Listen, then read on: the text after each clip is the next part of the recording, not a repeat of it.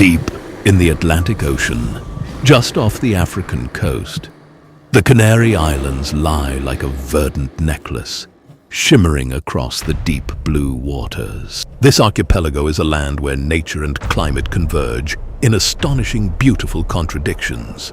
From sun-drenched golden beaches sparkling under the bright sky, to misty, ethereal forests that embrace the clouds, and from towering, majestic volcanic peaks to rugged, craggy cliffs that bravely face the crashing ocean waves. It is not just a tourist destination, but a true sanctuary of rich natural diversity, preserving ancient secrets and a living history shaped over thousands of years. Despite what the name might suggest, the Canary Islands were not named after the canary bird. The name comes from the Latin phrase Insula Canaria, meaning island of dogs. It is often believed that the ancient mariners bestowed this name, having observed large dogs upon its shores. Or perhaps they were referring to the monk seal, which was commonly known as sea dogs. Later, the wild canary bird became an emblem for these islands when Europeans discovered it and transported it across the world as a vibrant living melody, singing within cages. Thus, nestled within the very name of these islands lies a natural heritage that connects the earth to the sky and the animal to its place. The location and the geographical features. The Canary Islands lie in the northeastern Atlantic Ocean, just off the southwestern coast of Morocco. The archipelago consists of 7 main islands, arranged in a distinctive arc near the Tropic of Cancer. Each one of these islands possesses its own distinct natural character. These islands were formed through ancient, powerful volcanic activity as their majestic peaks ascend from the profound depths of the sea as a direct result of tremendous volcanic eruptions, which ultimately created entirely new land masses in the vast ocean.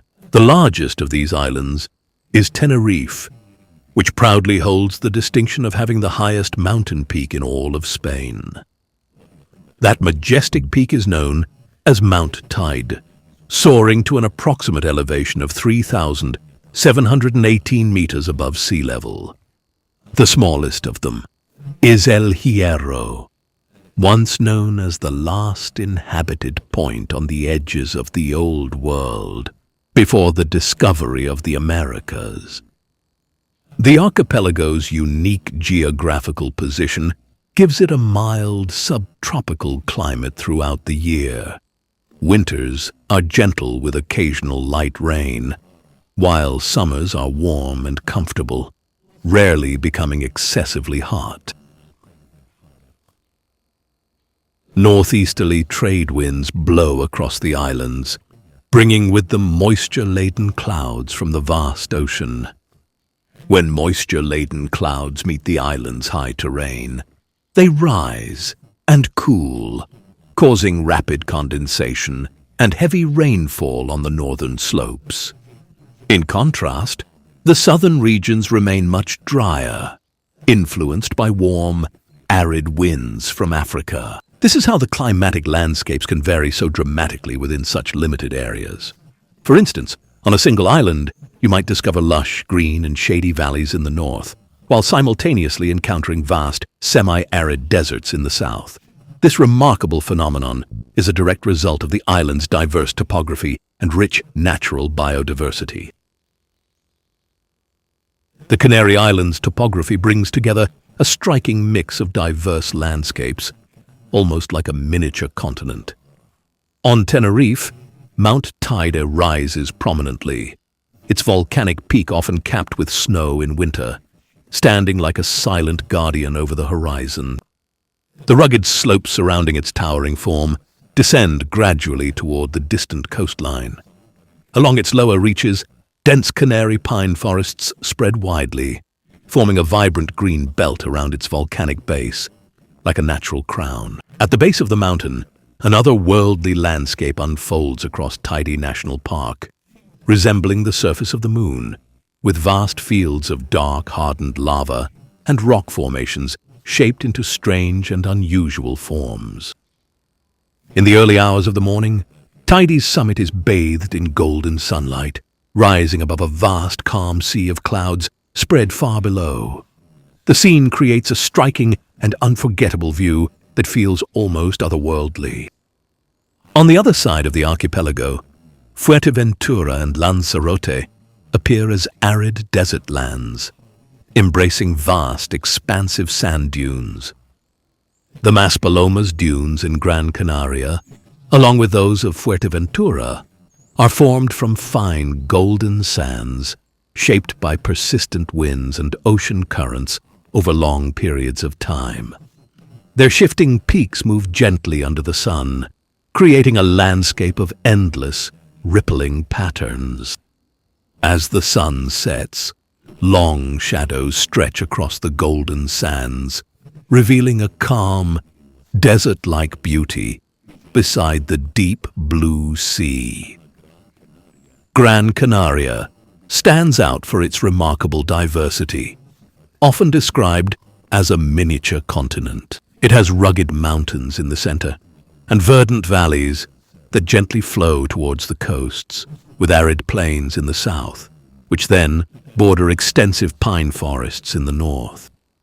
High on the island's peaks stands the famous Roque Nublo, a striking volcanic rock formation rising like a giant finger toward the sky on a high plateau.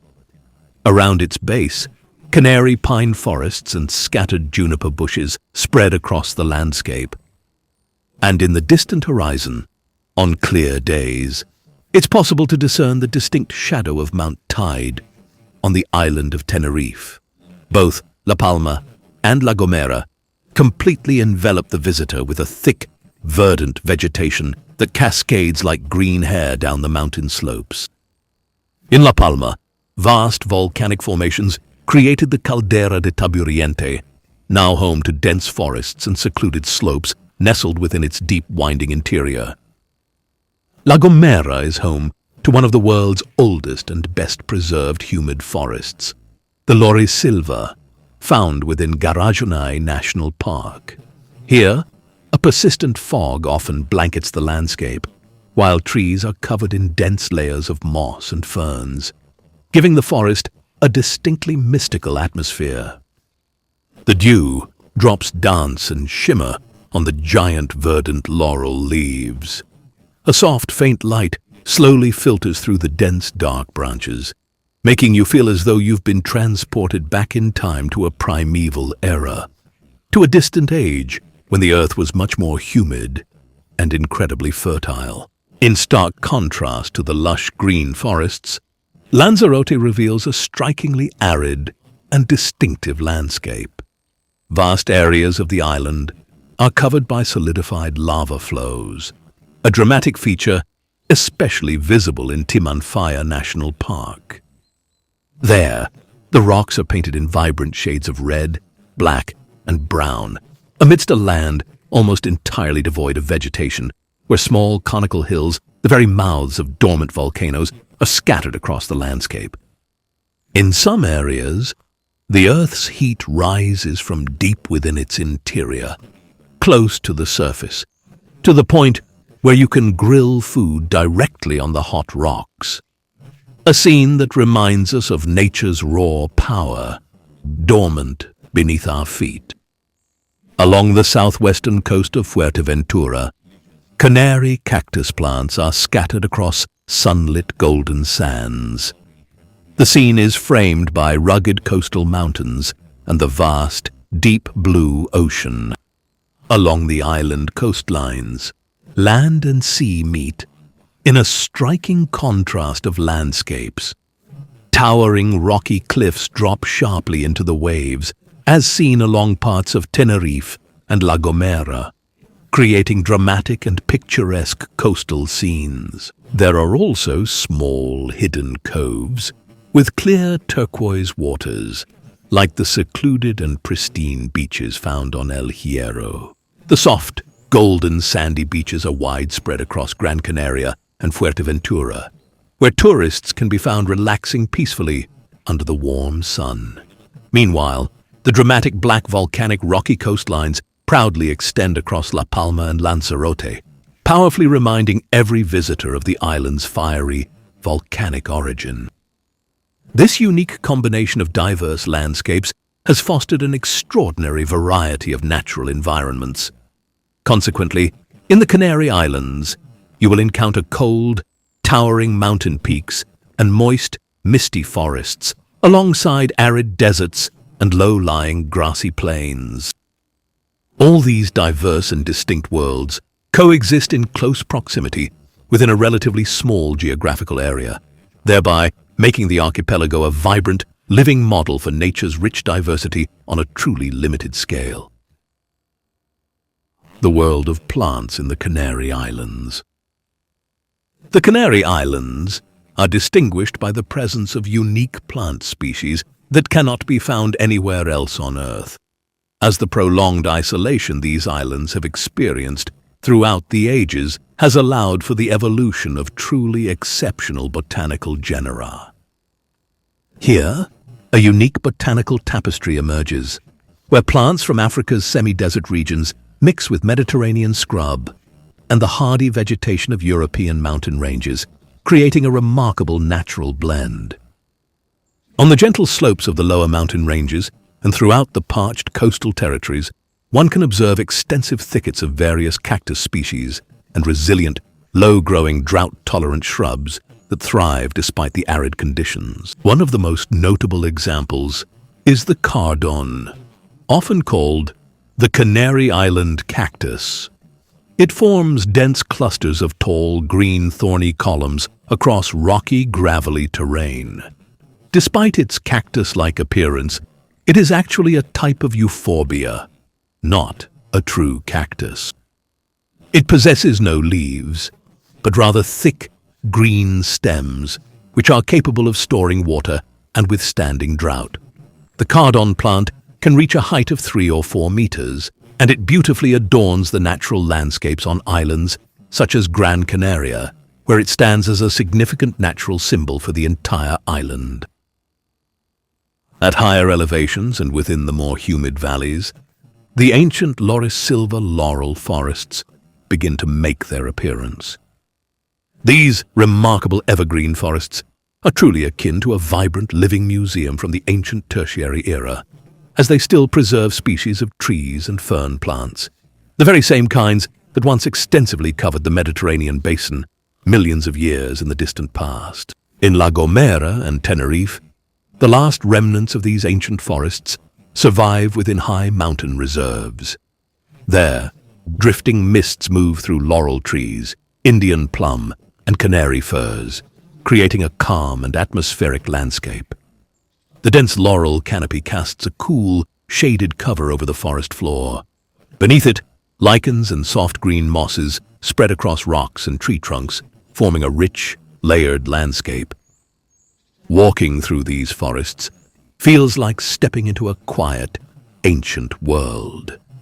The air is filled with the scent of moist soil and the gentle sound of water droplets falling from the leaves. Among the Canary Islands' native flora stands the legendary dragon tree, known as Dracæna draco. This long-lived plant, with its distinctive shape, can survive for hundreds of years, and possibly even longer. Its thick trunk divides into broad, spreading branches that support a dense, rounded crown of sharp, lance-shaped leaves.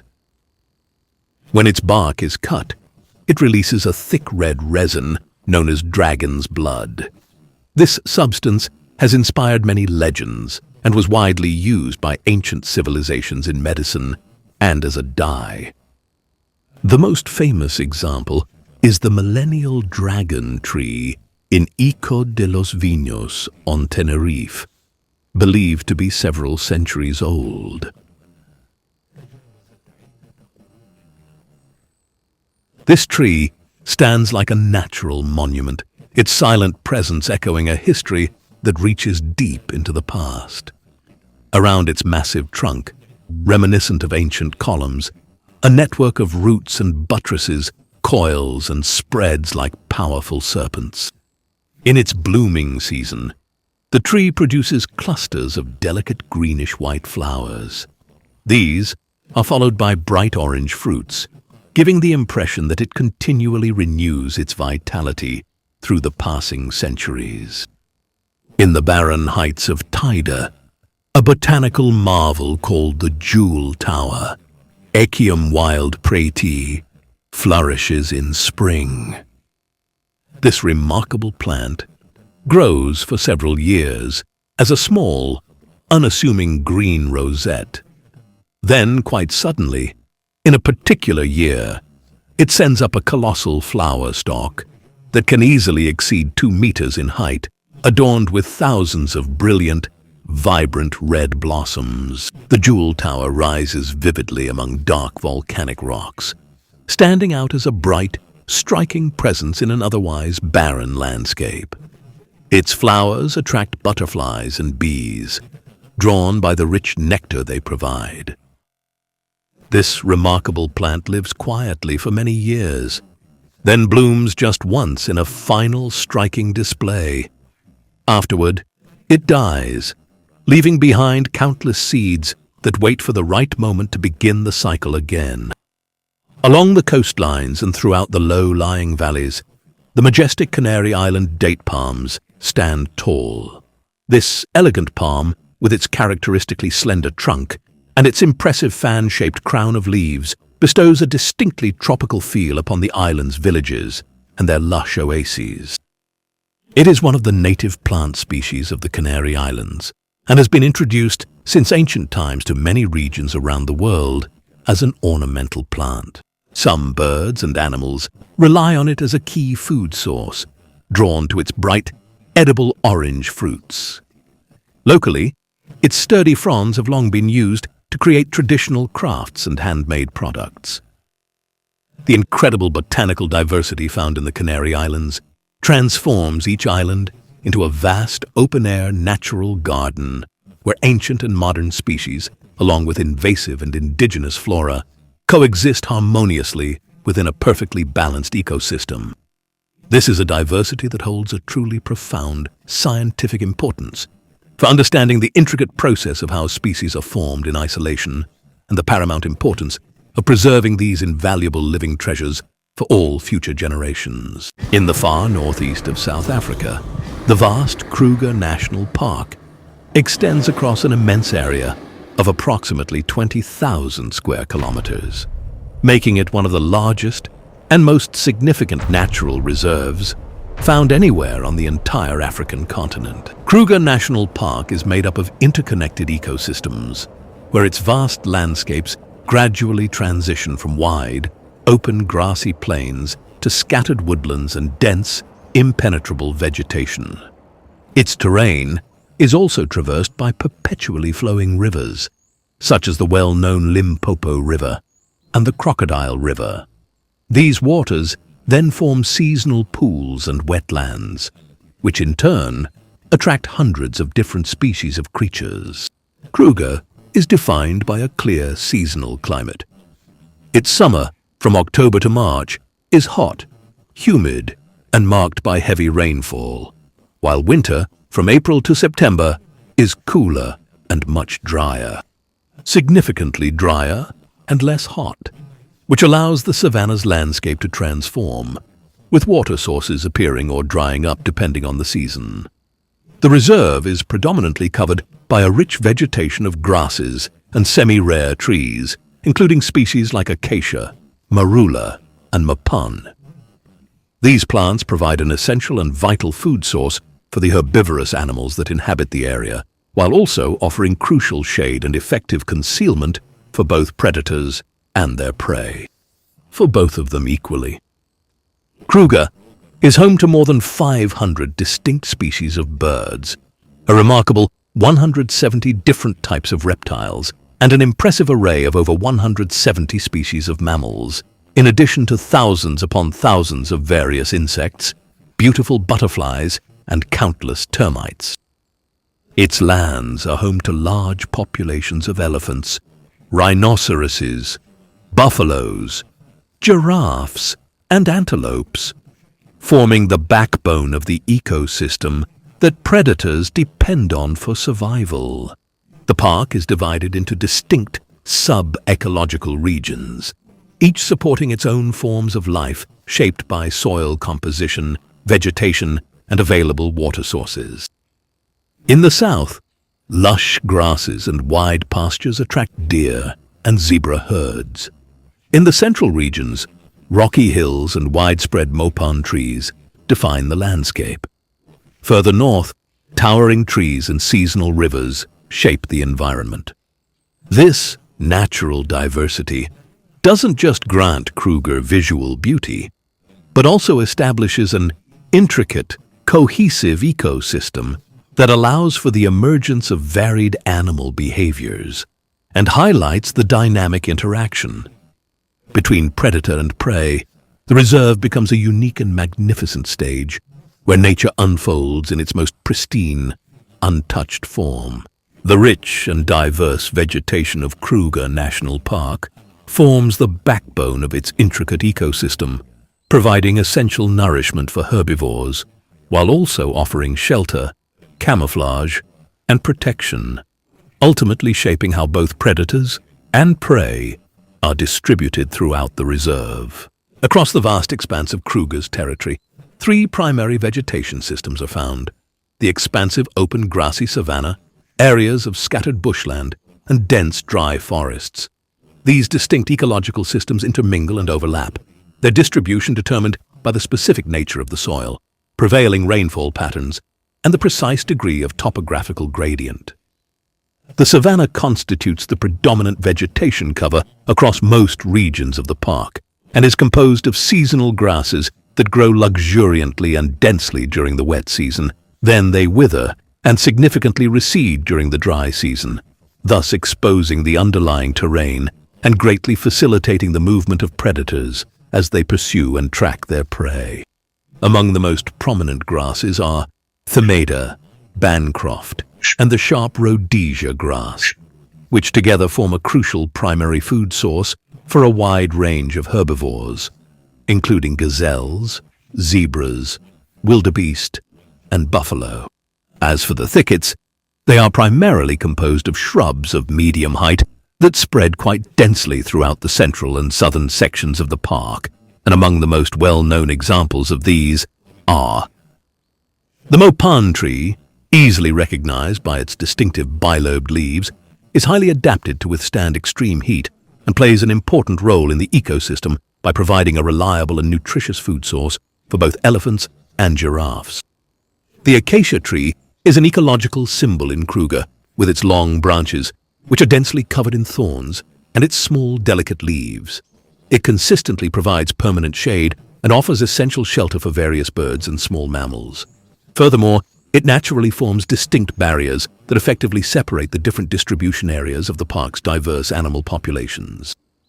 In the northern parts of the region, where the soil is richer and more moist, tall trees grow in abundance, including species such as the well-known marula and jackalberry trees. It is distinguished by its production of rich, abundant fruits, which serve as a powerful magnet for numerous animals, including monkeys, wild boars, and various bird species. Even majestic elephants undertake extensive journeys, traveling great distances specifically in their quest for these sought-after fruits. The plant life isn't limited to just trees and grasses, but it also encompasses rare medicinal plants, as well as various flowering species that attract insects, playing a truly vital role in pollination, seed dispersal, and the renewal of life within the garden. The vegetation map in Kruger changes from season to season. In summer, grasses cover the ground and trees flourish. However, in winter, the landscape is dominated by shades of brown and gray, and water levels in some of the ponds recede, exposing the intricate root systems beneath, forcing the local wildlife to change their usual paths and granting predators a significant additional advantage in their hunting. Some of the trees, just like the baobab tree, which stores water within its enormous trunks to survive periods of drought. Other trees rely on dispersing their seeds through the wind or by means of animals that consume the fruits and subsequently excrete the seeds along with their waste. The vegetation stands as a vibrant, living record of the region's natural history, with each plant reflecting a unique cycle of life and collectively helping maintain the delicate balance of this remarkable ecosystem. The black rhinoceros. In the far northeastern reaches of South Africa, deep within the sprawling expanse of the Kruger National Park, a magnificent creature silently makes its way through the thick, dense bush with its ever-watchful eyes and a powerful, solid body that hints at both immense strength and cautious vigilance.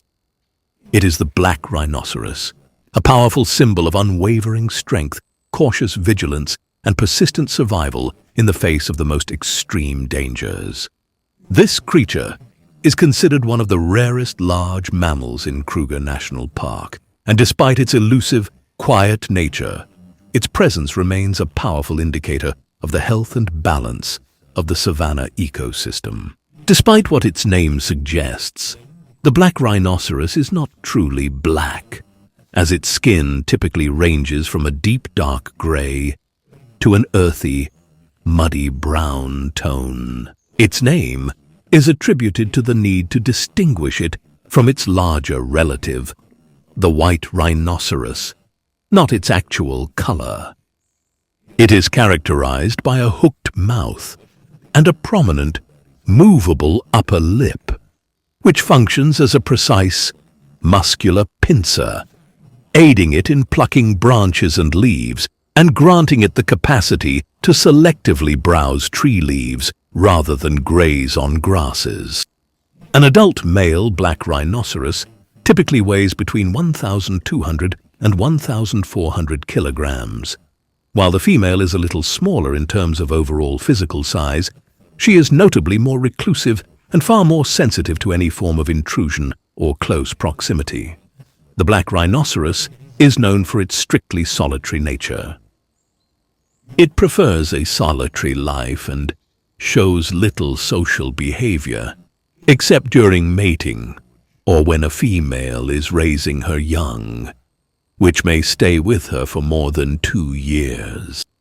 This animal moves through dense, overgrown bushes and prefers rough, uneven, often muddy terrain, where it can dig with its powerful feet or sturdy horn to reach plant roots or access much-needed moisture.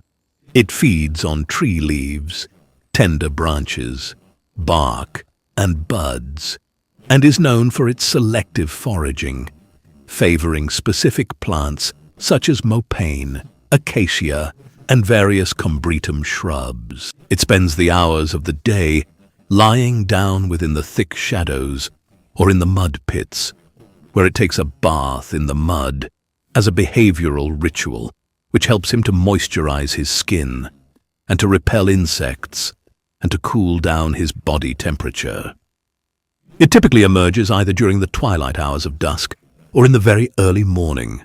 It carefully navigates its way through the dense undergrowth, always keeping its ears in a state of constant, heightened alertness, because it relies much more heavily on its keen senses of hearing and smell rather than its vision. Despite its enormous size, it is considered one of the most nervous animals and quick to react. Any sudden sound can drive it to attack.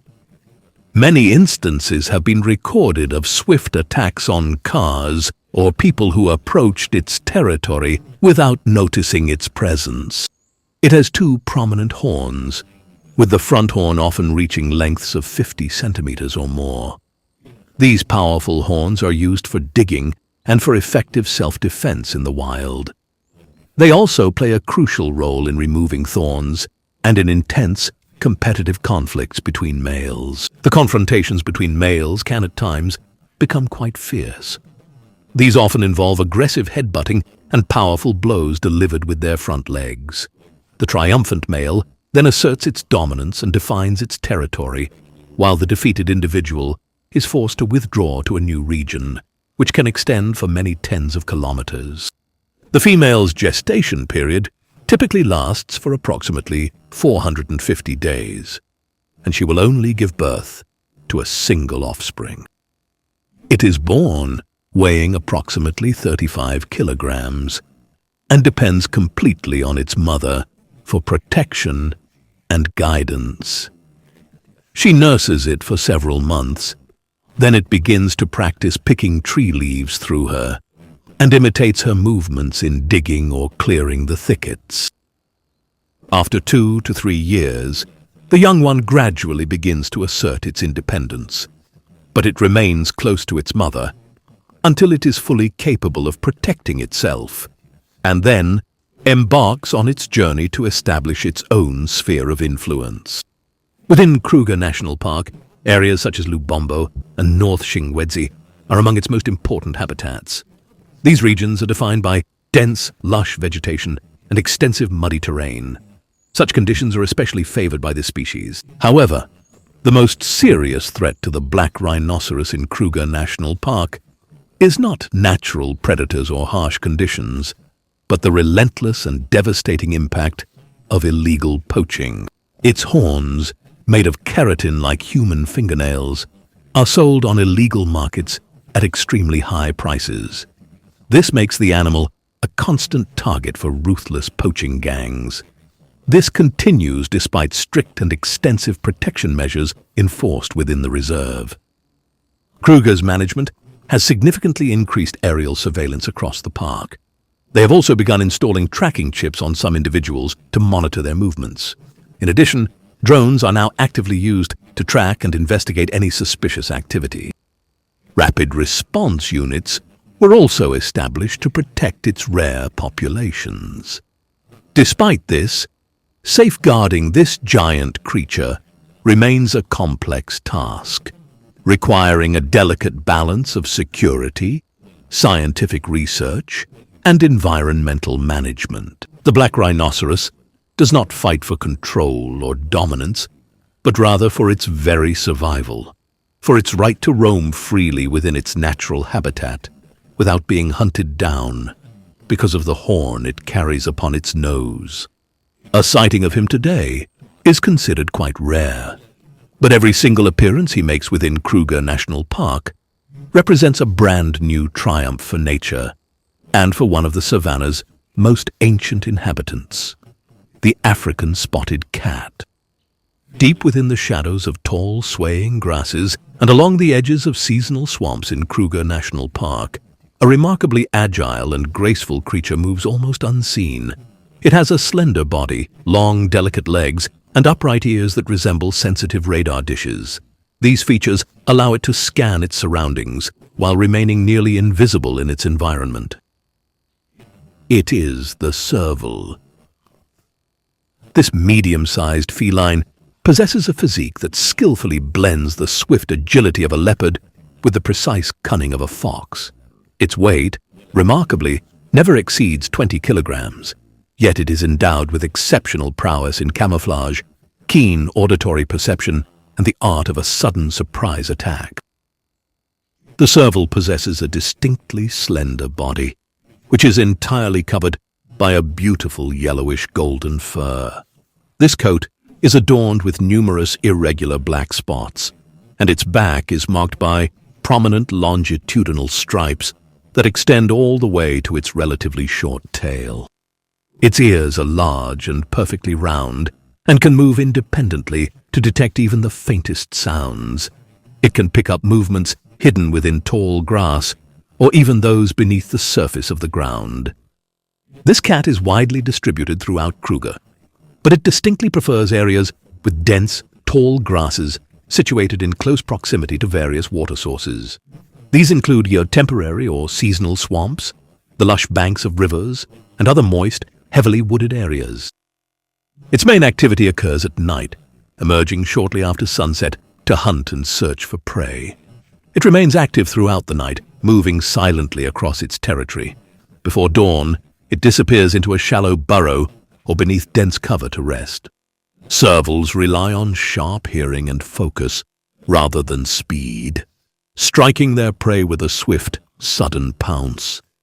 It can jump vertically for a distance exceeding 3 meters, to snatch a bird from mid-flight, or to pounce on a small rodent hidden amidst the tall grass.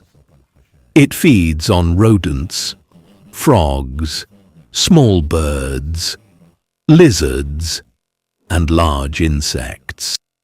It is widely known that this creature consumes on a daily basis as many as 10 small prey animals during the course of a single night. Its hunting style is characterized by an intense, focused concentration. It stands perfectly still for several minutes, then moves slowly, abruptly freezing when it detects the slightest sound or movement, before it pounces with astonishing precision and speed. The serval leads a solitary existence. It is solitary and avoids contact with others, even members of its own kind.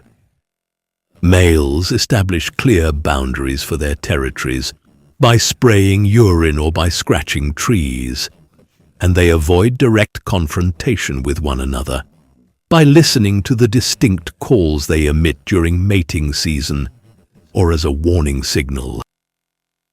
The female typically enters her mating cycle once or twice each year, following a gestation period that lasts approximately 75 days. She then gives birth to a litter of 1 to 3 young in a secure den, often found within tree hollows or nestled among rocks. The mother nurses her young for several weeks, then gradually teaches them how to hunt.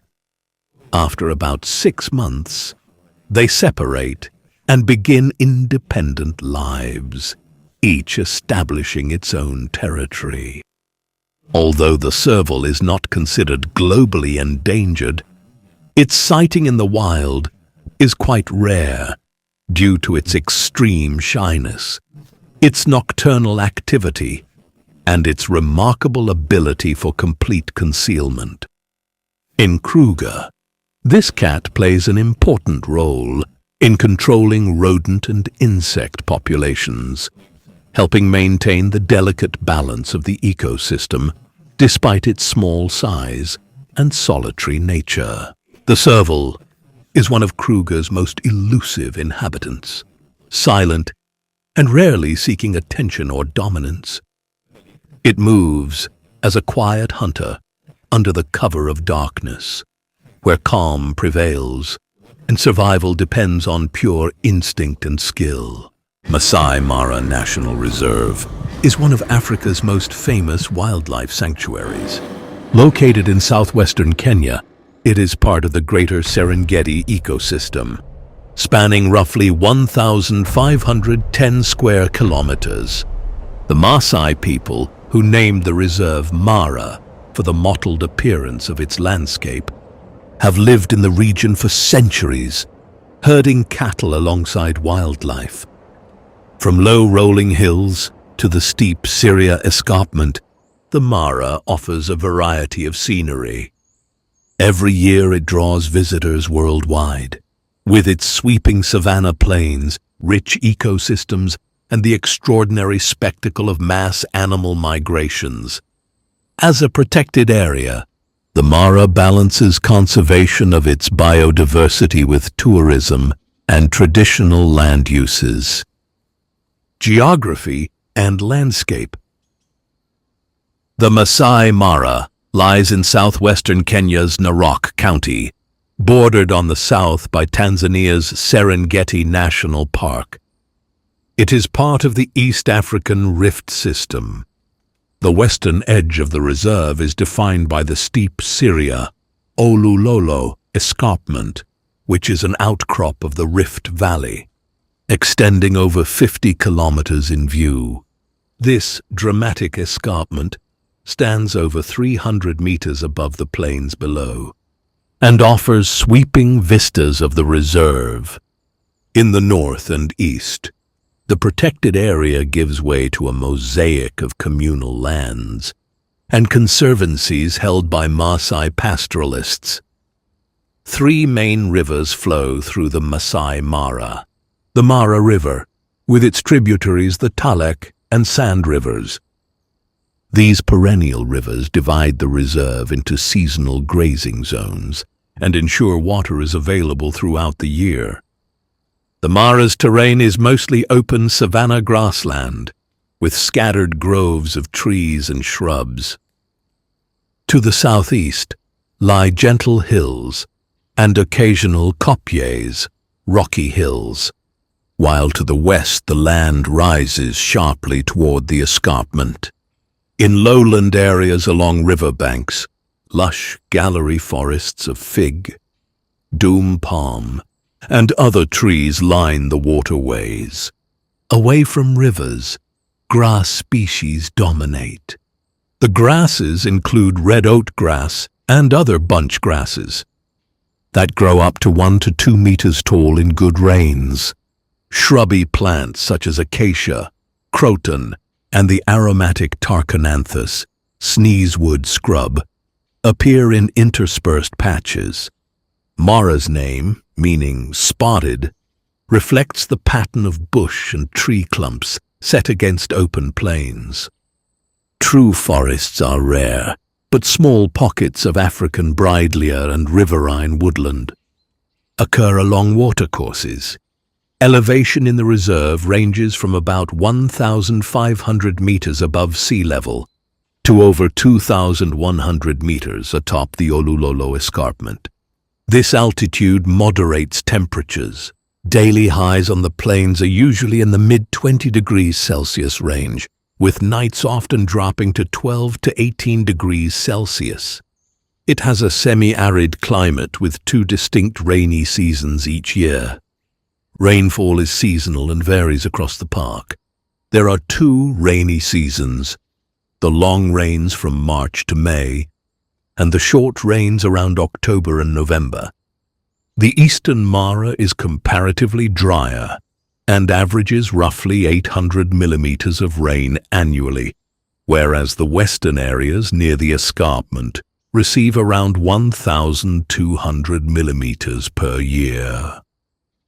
Historical evolution and the rise of conservancies. While the Masai Mara is globally recognized today, its boundaries and management have evolved significantly over the last century. Early establishment. The Mara was first gazetted in 1961 as a much smaller wildlife sanctuary, covering only about 520 square kilometers, primarily the Mara Triangle. Over the next decade, it was expanded and formally designated as a national reserve in 1974. The Conservancy Model. Today, the core reserve is buffered by the Greater Mara ecosystem, which includes roughly 15 privately managed Maasai conservancies. These border zones add over 1,450 square kilometers of protected wilderness. Community leasing. In these conservancies, Maasai landowners lease their parcels to ecotourism partners. This model provides direct, sustainable income to local communities for education and health care. It also allows visitors to enjoy exclusive activities that are strictly prohibited in the main reserve, such as guided walking safaris, off-road wildlife viewing, and night game drives. The ground beneath, volcanic ash and black cotton. The staggering density of wildlife in the Masai Mara is not merely a product of its rainfall. It is directly dictated by the complex geology hidden beneath the grass. The Mara is essentially a massive, slow-moving nutritional engine powered by the ancient, violent history of the Great Rift Valley. The volcanic mineral fallout. Millions of years ago, the tectonic tearing of the African continent produced immense volcanic activity. Winds carried colossal clouds of volcanic ash across the plains, laying down a foundation incredibly rich in essential minerals, particularly calcium and phosphorus. The nutritional anchor of the migration. This ancient ash is the invisible driving force behind the Great Migration. The high mineral content is pulled up by the shallow root systems of the savanna grasses. When hundreds of thousands of wildebeest arrive to calve, they are not just looking for green grass. They are specifically seeking out these mineral-dense pastures necessary for lactation and rapid calf bone growth. The mechanics of black cotton, vertisols. A significant portion of the Mara's flat plains is blanketed in a specific, highly reactive clay soil known scientifically as vertisols, but colloquially feared by guides as black cotton soil. This soil contains a high concentration of expansive clay minerals, such as smectite, which behave fundamentally differently depending on the season. The dry season fissures. As moisture evaporates, the smectite clay shrinks drastically. The ground pulls apart, creating deep, treacherous geometric fissures across the plains. These cracks aerate the soil, but act as hazardous traps for fast-running predators and the axles of safari vehicles. The wet season. Swell. When the rains return, the clay rapidly absorbs water and swells, effectively sealing the surface. Because the water can no longer drain downward, it sits on top, transforming the plains into a remarkably slick, adhesive mud. This specific mud limits the movement of heavy, wheeled vehicles and forces large herds to stick to higher, better drained ground to avoid exhaustion. Habitats and vegetation. The Masai Mara encompasses a mosaic of habitat types within a relatively compact area. Over 95 species of mammals are found here, and more than 550 species of birds, reflecting the variety of environments. Major habitat zones include savanna grassland, the dominant landscape. Vast open plains of grass are dotted with umbrella thorn acacia and patchy shrubs. Dry season grass is short and brown, but after rains the plains burst into a lush green carpet. Interspersed among grasses are seasonal pools and depressions that fill with water in wet months, providing grazing grounds even in drier times. Riverine forest. Along the Mara, Talek, and Sand rivers are narrow strips of woodland and swampy thickets. Trees such as fig, ficus, wild date, Phoenix reclinata, dome palm, hyphane, and diverse shrubs form dense canopy over undergrowth of papyrus, sedges, and reeds in some areas. The permanent Musiara swamp, also called papyrus marsh. In the central Mara is an important wetland of papyrus reeds, sedges, and water lilies. These riverine zones remain green year-round and attract many animals during the dry season. Acacia and woodland patches, away from permanent water, scattered savanna woodlands of acacia and commiphora trees occur. Common tree species include umbrella thorn acacia, Acacia tortilis, which stands out on the flat horizon, and red-green acacia, Acacia xanthophylla, near water.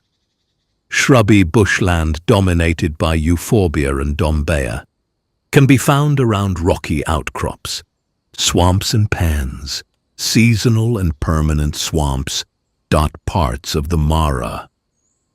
Besides the Musiara swamp, other wetlands appear where groundwater and river overflows create marshes. These support aquatic plants and provide grazing for hippos and waterbuck. Dry pans with a clay bottom provide salt licks and dust baths for wildlife when water evaporates. Escarpment. Woodland. The woodlands atop and on the slopes of the Olulolo Escarpment. host different vegetation. Here one finds dry scrub and acacia bush, more suited to higher elevation, as well as patches of indigenous forest on south-facing slopes. Across these habitats, plant diversity is very high. A survey of the Mara recorded over 1,000 plant species, including grasses, flowering herbs, and succulents. After each rainy season, the grasses and wildflowers explode with new growth, and ephemeral flowers bloom in brilliant colors. For example, red oat grass, Themeda triandra, forms the backbone of the grassland, and bloomers like the tissue paper flower, Crossandra subacaulis, and pajama lily, Crinum makawani, add splashes of color. This floral variety provides food and habitat for herbivores, and the many species of insects and birds. Wildlife of the Mara. The Masai Mara is globally renowned for its abundant wildlife. It supports one of the highest concentrations of large mammals on Earth. Overall, the reserve hosts nearly 2.5 million large herbivores and an equally impressive assemblage of predators. This rich fauna is made possible by the productive grasslands and year-round water. Local names aside, Masai Mara is like a living museum of African savanna life. Mammals.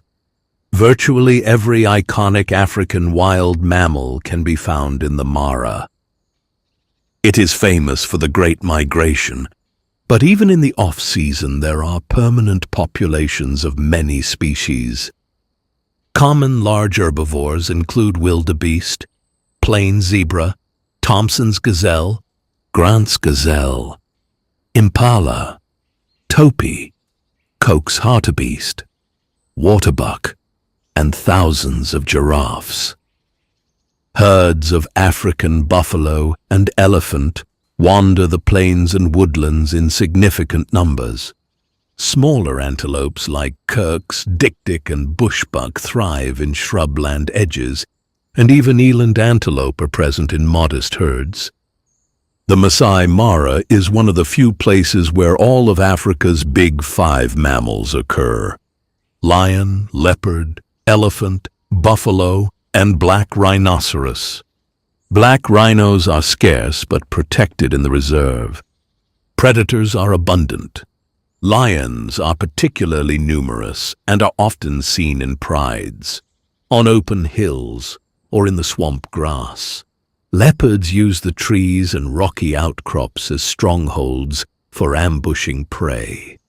Cheetahs hunt in the open grassland, especially during daylight, chasing down gazelles with their incredible speed. Spotted hyenas form large clans and compete with lions for the reserve's plentiful prey. Other carnivores include jackals, servals, caracals, African wild dogs, now mostly extirpated within the park, and smaller felines like African wildcats. One of the Mara's unique features is its very high large herbivore density, nearly 240 large grazing animals per square kilometer, making it a predator's paradise. Birds. Over 500 species of birds have been recorded in the Mara, making it a prime bird-watching destination. Grassland specialists such as the Kori bustard, secretary bird, and ground hornbill are regularly seen on the plains. Vultures and eagles, more than 50 species of raptors have been noted, patrol the skies looking for carrion or live prey. Herons, storks, and krakes inhabit the marshes, including the shoebill. Though extremely rare, one was once recorded in the Mara. The synergies of wetland and woodland enable diverse communities. Pied kingfishers, blacksmith plovers, and jacanas frequent the water edges, while colorful birds like lilac-breasted rollers and bee-eaters brighten the skies. Many migratory birds arrive from Eurasia. For instance, white storks and sandpipers double the number of marsh birds in the wet seasons. Savanna habitat birds, such as francolins, guinea fowl, and doves, are also common. The Mara Triangle, northwestern corner, is recognized as an important bird area for species such as crowned cranes and vultures. Rarity highlights include the gray-crested helmet shrike and other regionally uncommon species that find refuge here. Other fauna. The Mara's rivers and wetlands support a number of non-mammalian animals. Hippopotamuses gather in deeper pools and the swamp margins year-round. Nile crocodiles lurk at river crossings, posing a threat during the migration. Reptiles like monitor lizards and snakes are present, but less often seen. Small mammals are also plentiful. Troops of olive baboons and colobus monkeys move through woodland, while nocturnal bush babies, galagos, mongoose, and tree-dwelling hyraxes hide in thick cover. Even invertebrates contribute enormously. Termites construct mounds, and arthropod swarms provide essential food for many species. These faunal assemblages make the Mara one of the richest wildlife areas in Africa, if not the world. Indeed, the Mara Serengeti ecosystem holds the largest population of plains, ungulates on the planet. It also supports viable populations of several globally endangered species like African wild dog. Outside the protected area, black rhinoceros and many large birds, highlighting its critical importance for conservation. The alarm network, interspecies eavesdropping. Out here on the Great Plains of the Masai Mara, there is a profound illusion of silence. When the wind dies down and the midday heat settles over the tall, golden grasses, the world seems entirely still. But survival in this ancient landscape is not just about who is the fastest or who possesses the sharpest eyesight. It is about who is the best listener. Beneath the sweeping winds and the rustle of the dry earth, a hidden, continuous conversation is happening. It is a highly complex, interspecies alarm network, a shared acoustic language forged by the absolute necessity of staying alive. Every creature here is a sentinel. When a predator begins to move through the brush, it triggers a ripple effect of sound that travels far faster than any lion or leopard can run. But the animals of the Mara do not merely listen for the heavy footfall of a lioness or the rustle of a stalker in the undergrowth. They actively eavesdrop on the panic of entirely different species. An impala, grazing quietly with its head down in the scrub, is never truly isolated. It is simultaneously tuning into the sharp, barking snorts of a baboon troop in the distant acacia trees, the sudden, frantic chattering of a francolin taking flight, or the sharp whistle of a distant reed buck. They are tapping into a collective radar, utilizing the eyes of those high in the canopy and those scattered across the horizon. This is not a simple, blind panic response. It is a highly calculated, split-second assessment of risk. The herbivores of the Mara have learned to decipher exactly which alarms matter to them, translating foreign tongues into a singular, urgent message. They filter out the false alarms and the irrelevant noise of the savanna. If a small mammal sounds a localized alert for a bird of prey, a grazing zebra or a massive water buck might barely flick an ear. The threat simply does not apply to them. But if a species that shares the exact same vulnerabilities, a creature hunted by the very same predators, sounds the alert, the reaction is immediate and electric. They literally weigh the reliability of the informant. They understand the urgency in the pitch, the cadence, and the repetition of the call. A casual warning snort from a gazelle might just mean a hyena is visible but sleeping in the distance. But a rapid escalating sequence of shrieks from a vervet monkey means the stalk has turned into an active ambush. A solitary antelope can gauge the exact distance, direction, and speed of an incoming threat purely by tracking how the wave of alarm calls moves from one species to the next across the savanna. This shared network forces the mara's predators into an incredibly difficult evolutionary arms race. A leopard hunting in the thicket isn't just trying to hide from the eyes of its chosen prey. It is trying to slip past the collective hearing of the entire woodland. One snapped twig noticed by a completely unrelated bird can ruin hours of patient, exhausting stalking. In this timeless landscape, where the rules of survival were written long before we arrived, a warning spoken by one becomes the salvation of many. It is an invisible, acoustic web that binds the entire ecosystem together, proving that in the wild, no one truly survives alone. The Great Migration, nature's spectacle.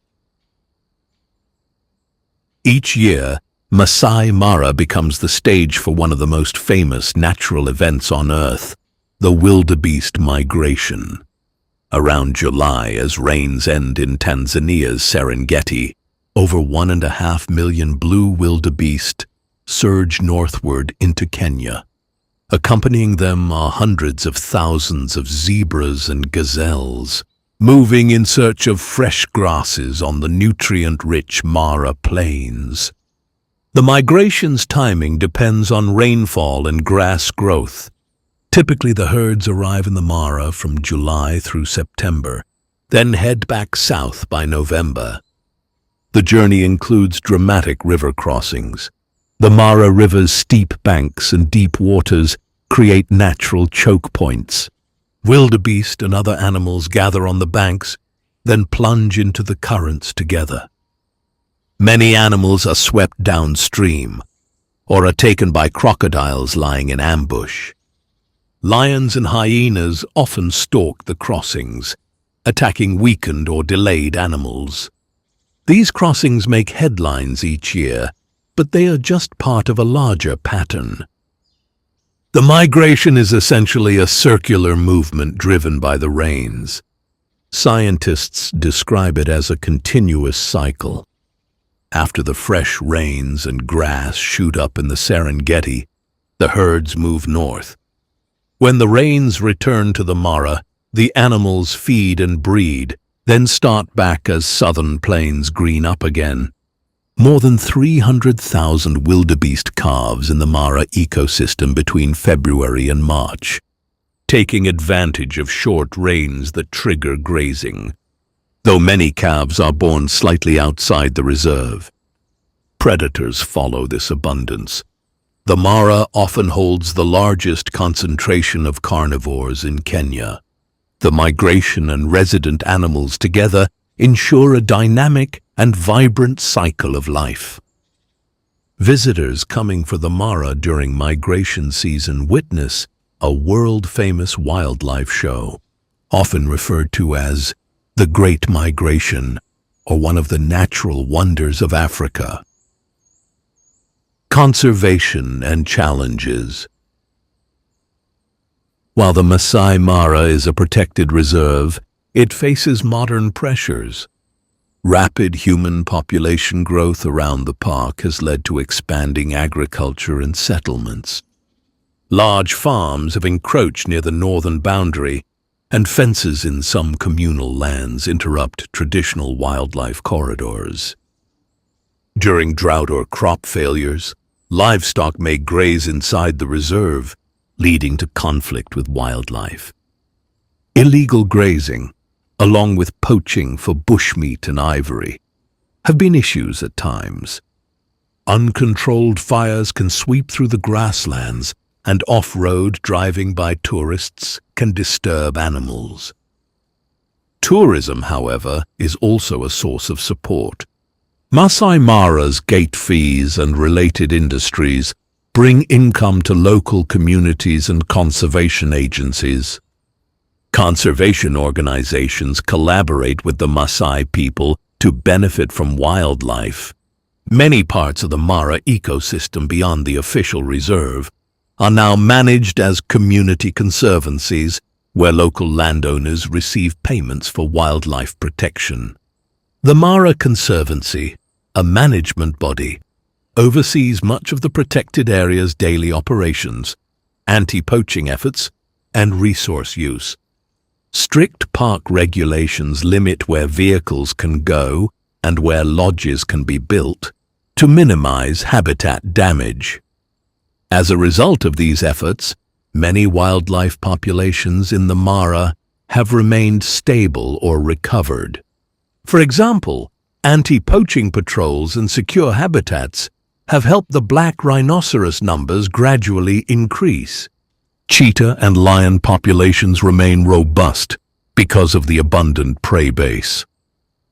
Efforts are also underway to reduce human-wildlife conflict.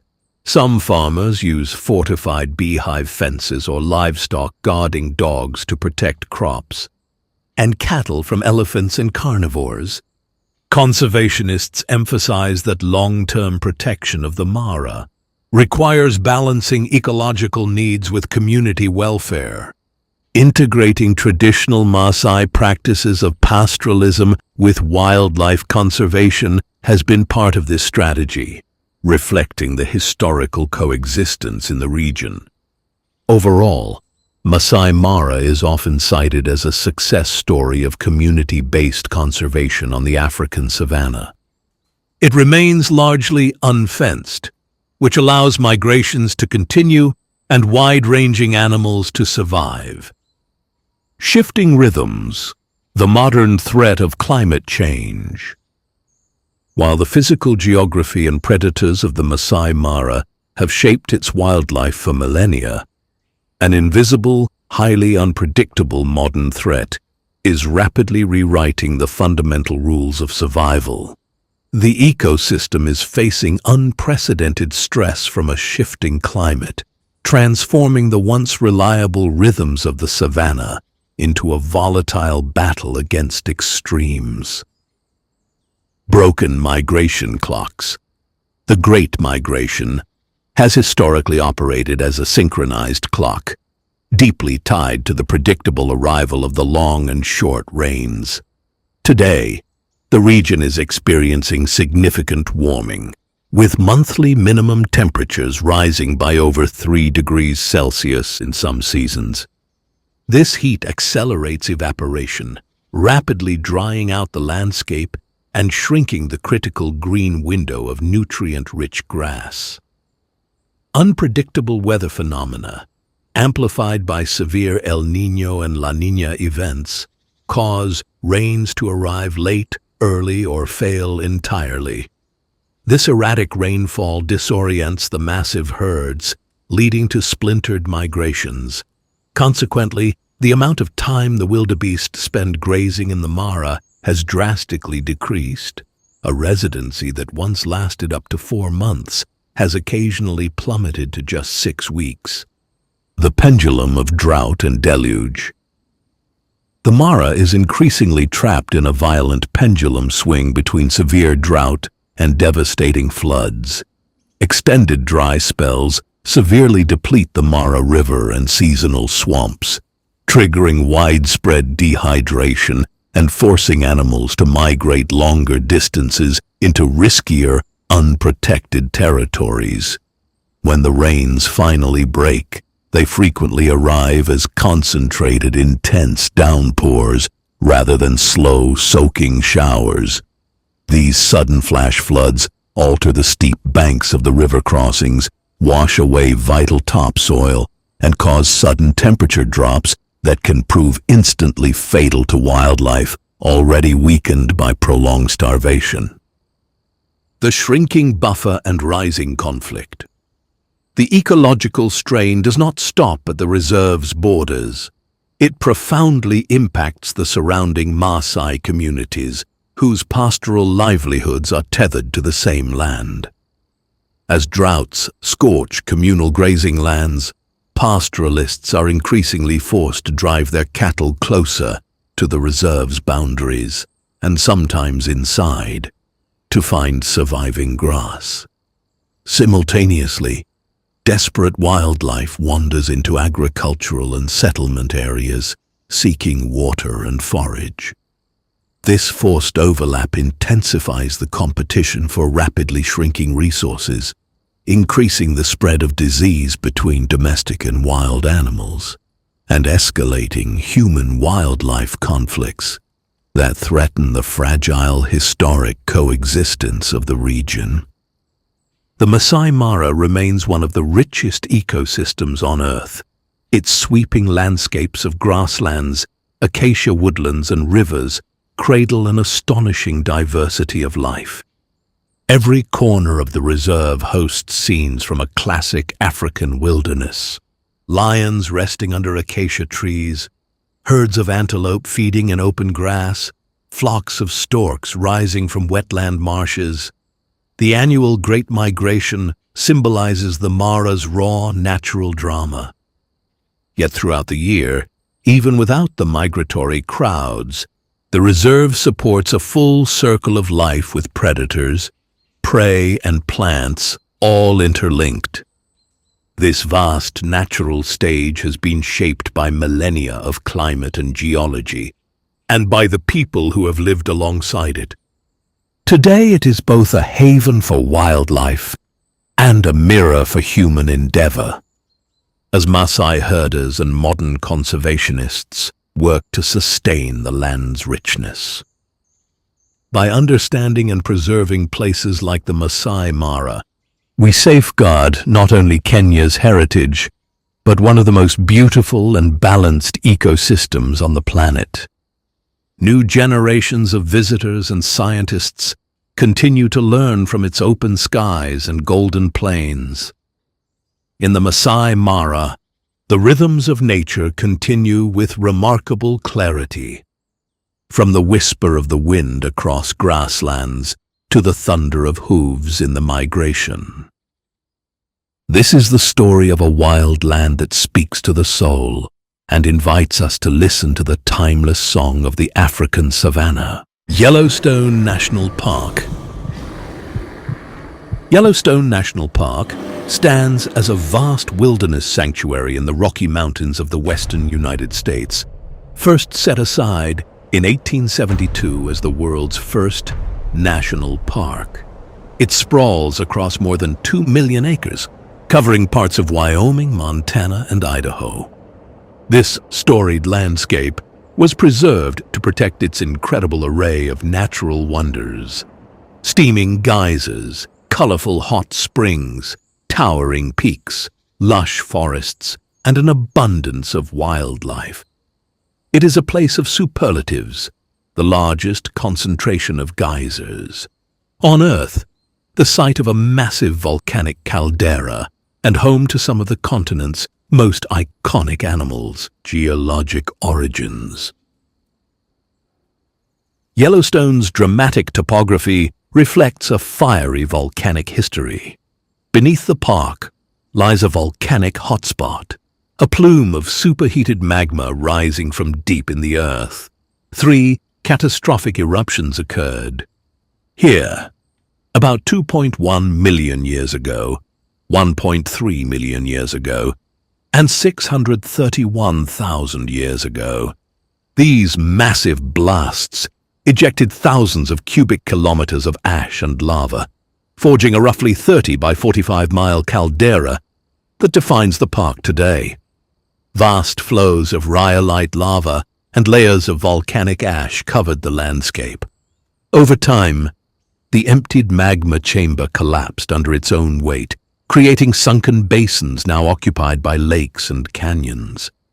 Even today, the Yellowstone magma chamber remains shallow, fueling hundreds of earthquakes each year and feeding the park's famous thermal features. The ground here continues to rise and fall by inches each year as magma and hot fluids shift underground. Glaciers sculpted Yellowstone too. As recently as 13,000 to 16,000 years ago, ice sheets covered much of this region. When the glaciers retreated, they carved deep valleys, deposited rounded boulders, glacial erratics, on the plains, and left moraines and polished cliffs. Some high ridges, such as Terrace Mountain by Mammoth Hot Springs, are capped with glacial till, debris that dates back to the last ice age. This icy past explains the park's many alpine lakes and rugged mountain channels. Mountains rise across the park from these geologic forces. To the north and east, the Absaroka Range. Volcanic ridges tens of millions of years old, looms over Yellowstone's interior. Farther south, the Gallatin and Washburn Ranges show evidence of faulting and lava flows. The park's high elevation, most of Yellowstone lies above 7,500 feet, brings cool temperatures and heavy snow. Steep peaks funnel meltwater into dozens of rivers. The Yellowstone River, roaring out of Yellowstone Lake and plunging over the 308-foot lower falls, is a testament to these sculpting forces. Over millennia, rushing water has cut the Grand Canyon of the Yellowstone River, a steep canyon of rhyolite rock streaked in yellow, red, and white, revealing layers of the park's fiery history. Geothermal wonders. Yellowstone preserves the most extraordinary collection of hydrothermal features on Earth. More than 10,000 hot springs, mud pots, steam vents, and geysers dot the landscape, testifying to the heat and magma below. Here, rainwater and snowmelt seep deep underground, are heated to near boiling by the Yellowstone hotspot, and then race back to the surface in fantastical displays. Among these, the most famous is Old Faithful Geyser, which reliably erupts every 60 to 110 minutes, shooting a 100-foot column of water and steam skyward. But Old Faithful is just one of hundreds of predictably erupting geysers clustered in the Upper Geyser Basin. In fact, this 1 square mile contains over 150 geysers, more than any other place on Earth. Other geysers, like Steamboat Geyser, the world's tallest active geyser, and Fountain Geyser, erupt sporadically, sending boiling water tens of feet into the air. Hot springs are everywhere too. Broad pools of turquoise water bubble and swirl in alpine settings. For example, at the Midway Basin, where Grand Prismatic Spring spans 370 feet across with vividly banded colors. Brilliant blue at the center, it fades through green and orange to rust at the edges as different heat-loving microbes thrive at different temperatures. These microbial mats create rainbows of color. Mud pots bubble nearby where steam mixes with clay, creating acid slurries that churn and hiss. Everywhere the air is thick with steam and the smell of sulfur, and the ground is honeycombed with sinter terraces and mounds of geyserite, deposited silica. Mammoth Hot Springs in the north is famous for its travertine terraces, dazzling white and orange stair-step formations where calcium-rich hot water has dissolved limestone on its way up, then left behind mountains of mineral deposits. These terraces are constantly changing. You can watch them grow or wink out over the seasons as water flows shift. Millions of heat-loving microorganisms call these scalding waters home.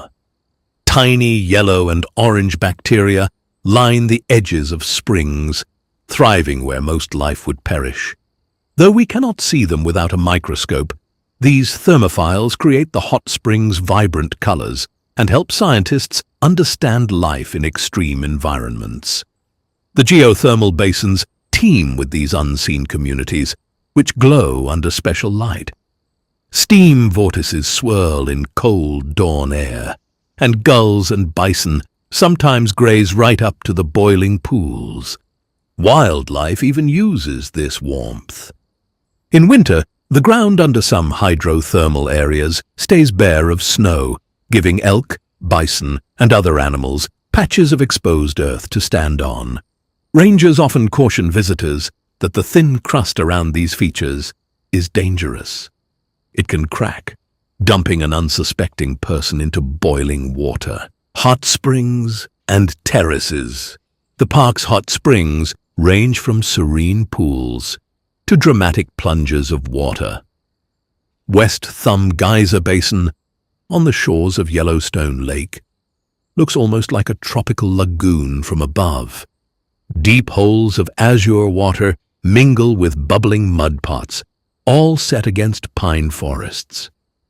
Excelsior Geyser Crater, now mostly silent, once blasted water 300 feet high and still quietly pours 4,000 gallons per minute into the Firehole River. Many springs are clustered in basins along the Firehole and other rivers, creating surreal wet worlds. Travelers often feel transported to another planet when walking among them. The stepped terraces at Mammoth Hot Springs are among Yellowstone's most unusual sights. Instead of the colorful rainbow pools of other basins, here calcium carbonate-laden waters have built towering staircases and pinnacles. Some terraces are tinted orange or green by microbes, others are bleached white. Because the water here flows through old limestone rather than rhyolite, it carries dissolved carbonates to the surface. As the water cools, the carbonates precipitate out in intricate patterns. These formations shift slowly. A spire might form overnight, then vanish when the water's chemistry changes. The dynamics of these springs mean that from year to year, entire terraces can migrate, grow, or even dry up.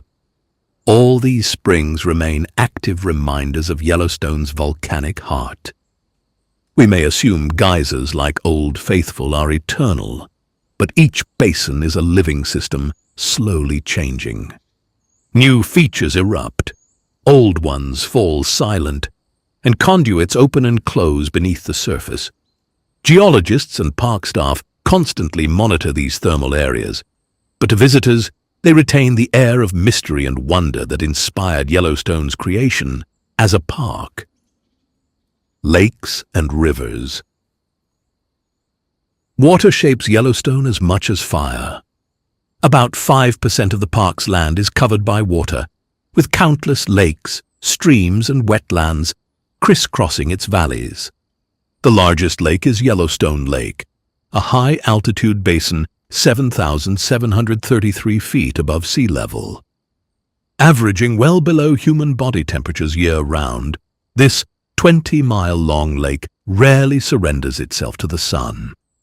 It often freezes solid in winter and does not fully thaw until early summer. Even in summer, the chilly water, around 41 degrees Fahrenheit on average, discourages swimming. Yellowstone Lake holds the largest population of naturally occurring cutthroat trout on Earth. A recent submersible expedition revealed that the lake has its own canyons, hot springs, and even geyser chimneys on its bottom, echoing the park's surface features. 2 small islands dot its waters. The lake's outlet is the Yellowstone River. The Yellowstone River flows north out of Yellowstone Lake. It cuts the classic Grand Canyon of the Yellowstone, a dramatic gorge up to 1,200 feet deep, with sheer rhyolite walls stained red and gold by iron oxides. The canyon's most famous view is of the 308-foot Lower Falls, higher than Niagara, thundering over a narrow cliff. Above it, The 109-foot Upper Falls crashes into a deep pool. Miles of walking trails and overlooks allow visitors to admire these cascades from different angles and feel the mist on their faces. Cascades and falls also appear on other streams, including Crecelius Falls, Lewis Falls, Kepler Cascades, and Mystic Falls, hidden in lush meadows. More than 290 named waterfalls are scattered across the park's terrain, reflecting the landscape's complex relief. Many streams and rivers converge here. The Firehole River and the Gibbon River meet near Madison Junction, forming the Madison River. The Lamar River in the northeast winds through open grasslands. The Gardner River flows near Mammoth. These waterways host cold water, cutthroat trout, and nourish vibrant riparian plants each spring. Moose wade in quiet channels, and bears search along riverbanks during spawning runs. The headwaters of the Snake River begin near Yellowstone's southern boundary, linking the park to broader western watersheds. Over millennia, these rivers have carved valleys through volcanic bedrock, creating fertile corridors of willow and cottonwood that attract diverse wildlife. Canyon and waterfalls. One of Yellowstone's most iconic landscapes is the Grand Canyon of the Yellowstone. Here, the Yellowstone River has carved a striking canyon with walls of rhyolite rock ranging in hue from pastel yellow to pink and deep red, colored by mineral oxidation and hydrothermal alteration. Lookouts, such as Artist Point and Inspiration Point, offer sweeping vistas of the canyon and its waterfalls. The canyon stands as a vivid meeting point of fire and water. Volcanic forces formed the rock, and flowing water shaped it into its present form. Lower Falls dominates the panorama. More than 200 feet of water plunge into a frothy chasm. The roar can be heard from far along the rim. On cloudy days, rainbows arc through the drifting mist. Elsewhere, Mystic Falls tumbles about 70 feet near Biscuit Basin in a quiet, forested setting. Away from main roads, hikers may encounter smaller waterfalls such as Wraith Falls. Each cascade differs in character. Some descend in steep stair steps of white water. Others fall in a thin, shimmering veil over dark stone. Seasonal flow variations are dramatic. Summer thunderstorms can swell streams suddenly. Winter ice forms thick curtains along the cliffs. Spring snowmelt fills each spillway to its edge. The canyon region also reveals Yellowstone's rugged terrain. This area once experienced intense underground heat, and the cooling volcanic rock fractured into crumbly cliffs. Steam vents rise from cracks in the canyon walls, and remnants of ancient hydrothermal deposits cling to some ledges. In early spring, sheltered pockets hold lingering snow beside new grasses. Archaeological evidence along the lakeshore below the canyon shows that indigenous peoples lived and traveled here thousands of years ago, fishing and hunting long before the park was established. Today, the canyon remains one of Yellowstone's most visited destinations. Millions pause each year to witness its scale, color, and movement, forests, and flora. Yellowstone's forests cloak much of the park. Roughly 80% of its landscape is covered in conifers. Lowlands and river valleys often feature lodgepole pine woodlands. These tall, straight pines dominate the canopy across millions of acres. On exposed ridges and high slopes, Engelmann spruce, subalpine fir, whitebark pine, and limber pine form dense stands or scattered krummholz near tree line. In the northern part of the park, Douglas fir grows in warmer microclimates along rivers such as the Gardner. Its thick bark allows it to withstand low-intensity fires, and some groves still bear scars from burns that occurred more than a century ago. Mountain slopes also hold aspen groves, particularly where past fires have opened clearings. In these open areas and nearby meadows, summer brings carpets of wildflowers. Blue lupine, Indian paintbrush, and bright yellow glacier lilies add vivid color to the undergrowth. The forest understory includes shrubs of willow, choke cherry, and serviceberry, especially along streams. Sagebrush grasslands occupy the lowest valleys and glacial basins.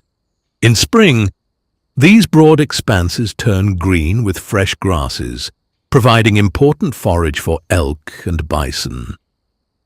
By late summer and autumn, golden grasses and russet shrubs spread beneath wide skies. More than 1,300 native plant species grow within Yellowstone. They range from delicate alpine forget-me-nots in high tundra to tall wetland vegetation in marshy meadows. Vegetation zones shift with elevation.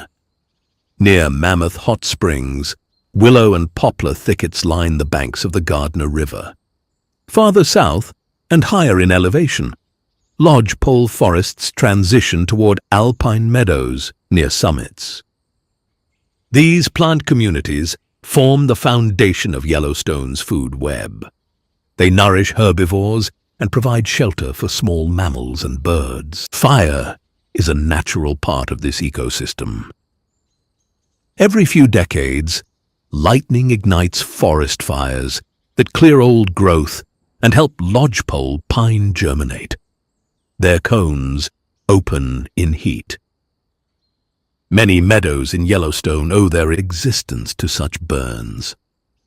Park rangers now let fires burn under supervision in natural cycles. Recognizing T had a mosaic of burned and unburned areas increases biodiversity. The result is a patchwork: young green stands, old scorched skeletons, and mixed-age forests. In autumn, the foliage changes too. Cottonwoods along rivers turn gold, and willows flush red, framing the evergreen backdrop. Snow blankets much of the park by winter, yet some trees keep color. The juniper and mountain mahogany in valleys, or the autumn berries of hawthorn under snow. Wildlife. Yellowstone is celebrated for its rich wildlife, second in fame only to its geysers. Large herds of elk and bison roam the open valleys. In summer, meadows echo with the bugling calls of thousands of elk. Bison move slowly across the high plains, their massive shoulders rolling as they wander through grasses and drifting clouds of insects. The Yellowstone bison herd is the largest wild, free-roaming herd in the United States. Several thousand animals spread across the park's valleys, and each spring many calves are born among the herds. Pronghorn graze across the sagebrush flats. Yellowstone is one of the few places where these remarkably fast animals still move across wide landscapes in long seasonal migrations. In forest clearings and along quiet rivers, mule deer often appear among the grasses and shrubs. Occasionally, a moose may be seen feeding among willows in wet meadows or slow-moving streams. Above the valleys, in rugged limestone outcrops and steep slopes, bighorn sheep stand balanced on narrow ledges, moving across cliffs with remarkable agility. Predators and bird life. Predators include the majestic grizzly bear and its smaller relative, the American black bear. Both feed on a wide range of foods, from berries and insects to fish and carrion. Yellowstone's bears are accustomed to the presence of people, yet they remain extremely powerful animals. Visitors are warned to keep a safe distance and to observe bears only from vehicles or under the supervision of experienced guides. Coyotes and gray wolves patrol the valleys and forests. The gray wolf was reintroduced to Yellowstone in 1995 after an absence of roughly 70 years. Today, several packs roam across the park. They hunt elk and other prey, influencing the balance of the ecosystem. Researchers have noted that willow and aspen along many streams have begun recovering as wolf predation reduces heavy elk browsing. Cougars also inhabit the park, although they are rarely seen. Smaller carnivores share the landscape as well. Foxes, lynx, wolverines, river otters, martens and badgers each occupy their own ecological role within Yellowstone's complex web of life. Bird life is equally abundant. Nearly 300 species have been recorded in the park. Eagles and hawks circle above open valleys. Ospreys plunge into rivers in search of fish. Along lakeshores, sandhill cranes and pelicans move across wetlands and shallow water. Within the forests, the air fills with the songs of warblers, thrushes, and sparrows, while woodpeckers drum on hollow trunks.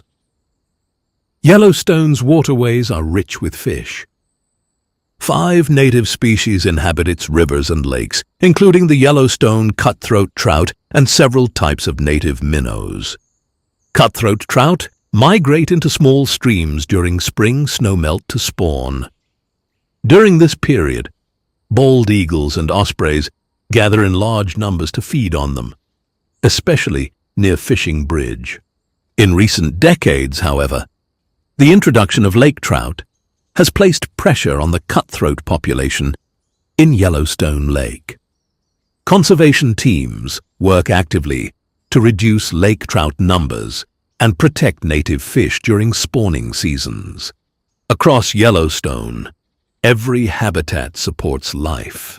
From high ridges to wet meadows, animals move through a landscape shaped by water, fire, and seasons. At dawn, elk and bison graze across open grasslands. By midday, coyotes may trot along distant hills. At night, owls call from pine branches while wolves howl across the valleys. Lamar Valley and Hayden Valley have become well-known locations for observing wildlife across broad open plains. During winter, conditions grow harsh. Bison and elk migrate toward lower elevations and dig through snow to reach buried grasses. Predators follow these herds, seeking weakened prey. Grizzly bears spend the cold months in dens among rocky slopes. Smaller mammals, such as foxes and hares, develop pale winter coats that blend with the snow. Wolves continue to hunt across frozen landscapes. When spring finally arrives, newborn fawns and elk calves appear, and Yellowstone once again fills with movement and birdsong. Secrets and wonders of the Amazon. The vast Amazon basin. The Amazon has captured human imagination as a place of staggering beauty and grave danger. It is Earth's largest tropical rainforest and river system, spanning more than 6.1 million square kilometers, about 2.4 million square miles, roughly 40% of South America. This vast basin extends from the Andes in Peru and Ecuador to the Atlantic coast of Brazil, crossing parts of 9 countries in all. The scale is immense. Roughly 1/5 of the world's flowing fresh water is contained here, and about 60% of the planet's remaining tropical rainforest lies in the Amazon basin. Scientists estimate that approximately 1 in every 10 known species on Earth can be found in this region, making it one of the richest biodiversity hotspots on the planet. Climate and river systems. The Amazon basin has a hot equatorial climate with high humidity and heavy rainfall. The region generally receives 1,500 to 3,000 millimeters of rain per year. Thousands of rivers and streams crisscross the basin, draining toward the Atlantic. The Amazon River itself begins high in the Peruvian Andes, above 5,500 meters elevation, and flows more than 6,400 kilometers to the Atlantic. Because the land is very flat, the river drops only about 1.5 centimeters per kilometer on average, so it moves slowly across the floodplain. Despite its gentle slope, the Amazon has the greatest freshwater discharge of any river, around 219,000 cubic meters per second on average, sending roughly 1/6 of the world's river water into the ocean. In the dry season, the main channel may be only 4 to 5 kilometers wide, but in the peak flood season, it can expand to more than 50 kilometers across, flooding the forest for miles. Each year, this flood pulse turns millions of hectares of forest into lakes and wetlands, called Várzea and Igapó, profoundly reshaping the landscape. Terrain and landscapes. The Amazon basin contains a surprising variety of terrain. Elevations range from sea level along the Atlantic coast to over 6,000 meters in the Andes, but most of the basin is flat lowland.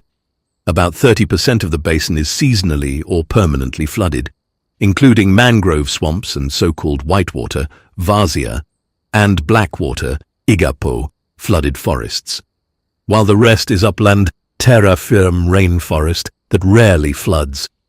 Scattered white sand savannas, palm wetlands and bamboo thickets occur in some regions. Annual rainfall varies widely. Parts of the Amazon get more than 7 meters of rain per year, while drier areas might see only 1 or 2 meters. Overall, the Amazon is a mosaic of dense forests, wetlands, and open areas. Flora of the Amazon. The Amazon's plant life is not just lush. It is structured, strategic, and constantly negotiating for light, water, and space. To understand the forest, it helps to see it as an architecture built by plants, layer by layer, from the dark soil to the sunlit crowns. The forest as layers. And why light rules everything. Most sunlight is captured high above the ground. A large share of the forest floor lives in permanent shade. So many plants have evolved growth styles that treat light like a rare currency. At the top are emergent trees, the tallest individuals that rise above the main canopy and absorb the strongest sun and wind. Below them is the canopy itself, a continuous roof of crowns where most photosynthesis happens and where a major share of the forest's flowers, fruits, and animal interactions take place. Then comes the understory, a world of filtered green light, slower growth, and leaves shaped to catch every available photon. On the floor, seedlings and shade-tolerant herbs wait for opportunity.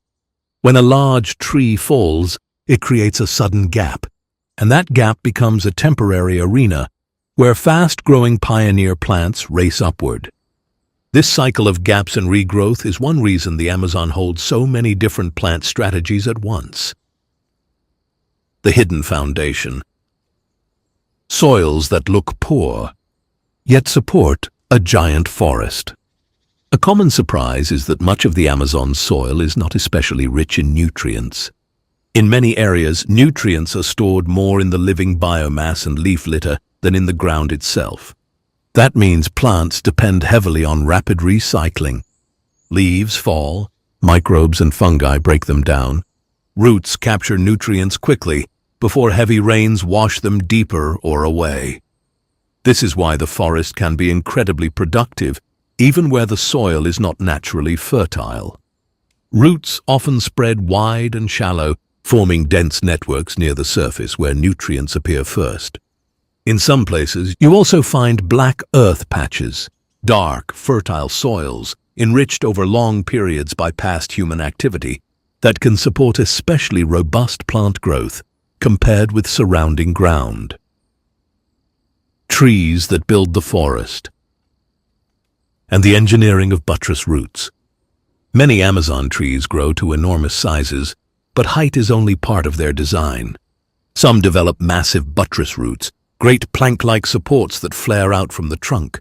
These roots stabilize tall trees in wet ground and shallow soils, and they can also increase the surface area for nutrient and water uptake. Walk through a mature forest, and you are walking among living pillars with foundations shaped like walls. These structures are not rare exceptions. They are a defining feature of many parts of the basin. The vine world? Lianas as competitors, connectors, and opportunists. The Amazon is not only trees. Lianas, woody vines that climb into the canopy, are key players. Instead of investing energy in building thick trunks, many lianas invest in length and flexibility, using trees as scaffolding to reach sunlight. They can link crowns together, create aerial pathways for animals, and at times heavily burden trees by competing for light and water. In some forests, a dense tangle of lianas can slow tree regeneration after disturbance, changing how a patch of forest recovers after a big gap opens. Epiphytes. Plants that live on plants. Look up, and you'll notice many plants aren't rooted in the soil at all. Epiphytes, such as orchids and bromeliads, grow on branches and trunks. They are not parasites. They use trees mainly as a perch. Because they live above the ground, they have to manage water carefully. Some bromeliads form leaf rosettes that trap rainwater, creating tiny ponds that can host insects, small frogs, and microorganisms. In this way, a single canopy branch can hold multiple miniature ecosystems, stacked on top of the forest itself. Flooded forests and upland forests. Different flora for different water worlds. Not all Amazon forests experience the same water patterns. In upland, terra firma forests, trees and understory plants are built for steady ground conditions, and they may never be submerged. But vast areas are seasonally flooded, and those forests are shaped by months of waterlogging. In whitewater floodplains, the river brings sediment and nutrients, and plants often grow quickly in fertile deposits. In blackwater flooded forests, the water can be more acidic and nutrient-poor, and plant communities differ accordingly. The annual flood pulse changes everything. Seed dispersal routes shift. Some plants time fruiting with the flood to use fish as dispersers, and roots must tolerate long periods with less oxygen. So when you say Amazon flora, you are really describing many overlapping floras, each tied to a specific rhythm of water and soil. Flowers and fruit. And the forest's contracts with animals. Much of the Amazon's plant reproduction depends on animals. Some trees rely on specific pollinators, including bees, beetles, butterflies, bats, and hummingbirds. Many fruits are designed to be eaten, because being eaten is how the seed travels. Monkeys, toucans, macaws, tapirs, and fish all contribute to dispersal in different habitats. You can think of the forest as a web of agreements. A plant offers nectar or fruit, an animal provides pollination or transport. These relationships can be highly selective, so the loss of one animal species can quietly affect the reproduction of certain plants, even when the trees still appear healthy for years. Iconic and economically important plants. Some Amazon plants are famous worldwide, but their real significance is how they fit into forest life. The Brazil nut tree is a towering species that can live for centuries, producing heavy fruit pods with large seeds. Its reproduction is linked to forest integrity, because it depends on pollinators and the wider ecosystem around it. The rubber tree, once at the center of a global economic rush, produces latex as part of its natural biology, but large-scale extraction histories also reshaped human settlement patterns in parts of the basin.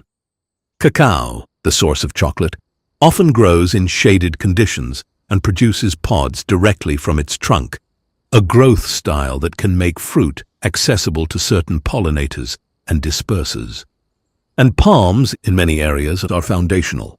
Some palm species dominate certain landscapes, provide key foods for wildlife, and supply humans with materials for shelter and daily life.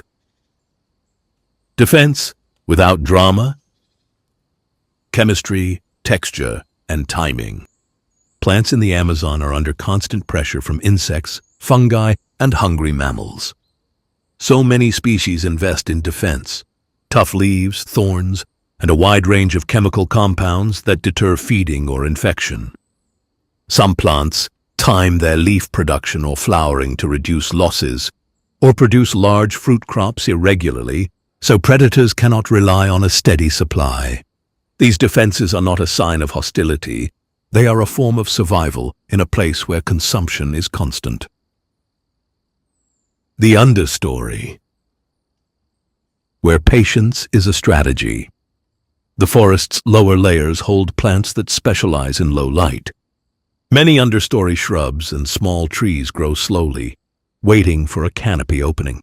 Their leaves can be broad and thin, maximizing light capture, and their life cycles may be built around rare moments of sun. Ferns, aroids, and shade herbs occupy niches close to the ground, while seedlings of giant canopy trees can persist for years, barely growing, but staying alive until conditions change. This quiet persistence is one of the Amazon's most overlooked plant strategies. Indigenous knowledge and forest management. A human layer in the botanical story. Indigenous communities have long developed deep botanical knowledge, distinguishing useful species for food, medicine, fibers, dyes, and construction. They also shape plant communities through selective harvesting and cultivation practices, encouraging certain useful species near settlements and travel corridors. This is one reason parts of the Amazon contain plant distributions that reflect human history, not only climate and soil. The forest in many places is both wild and culturally influenced, and understanding its flora includes understanding that long relationship.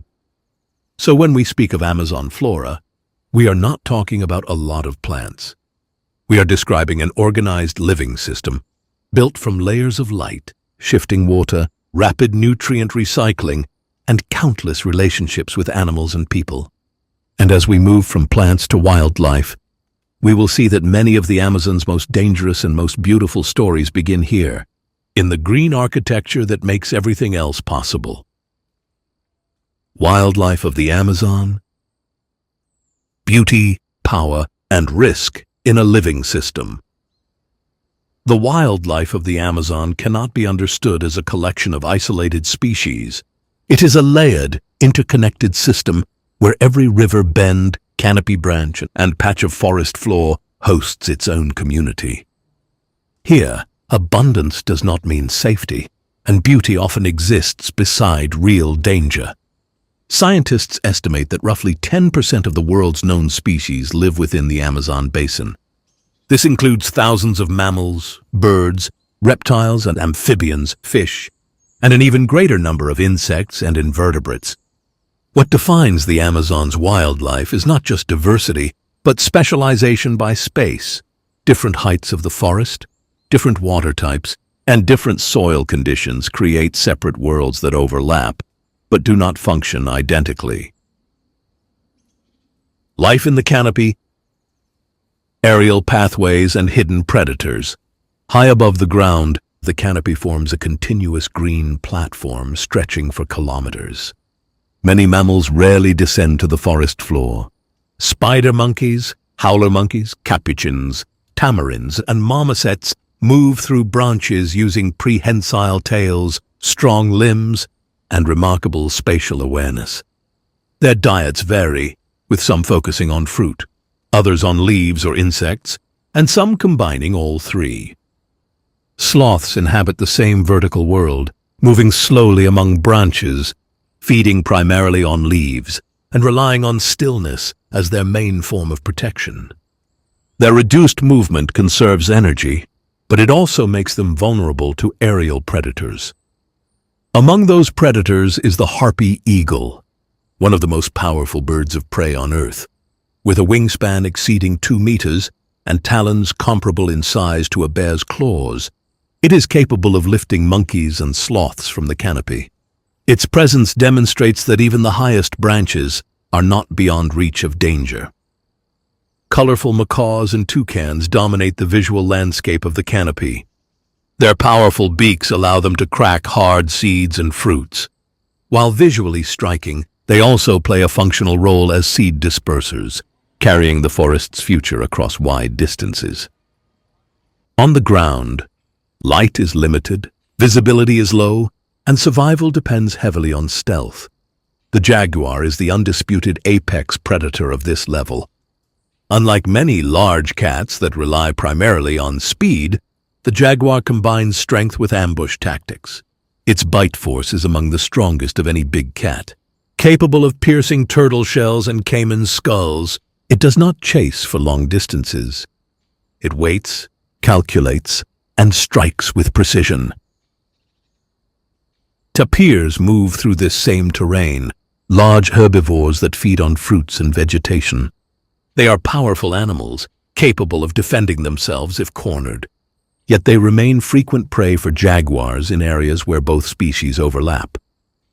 Peccaries travel in groups, using collective awareness and aggression as defense.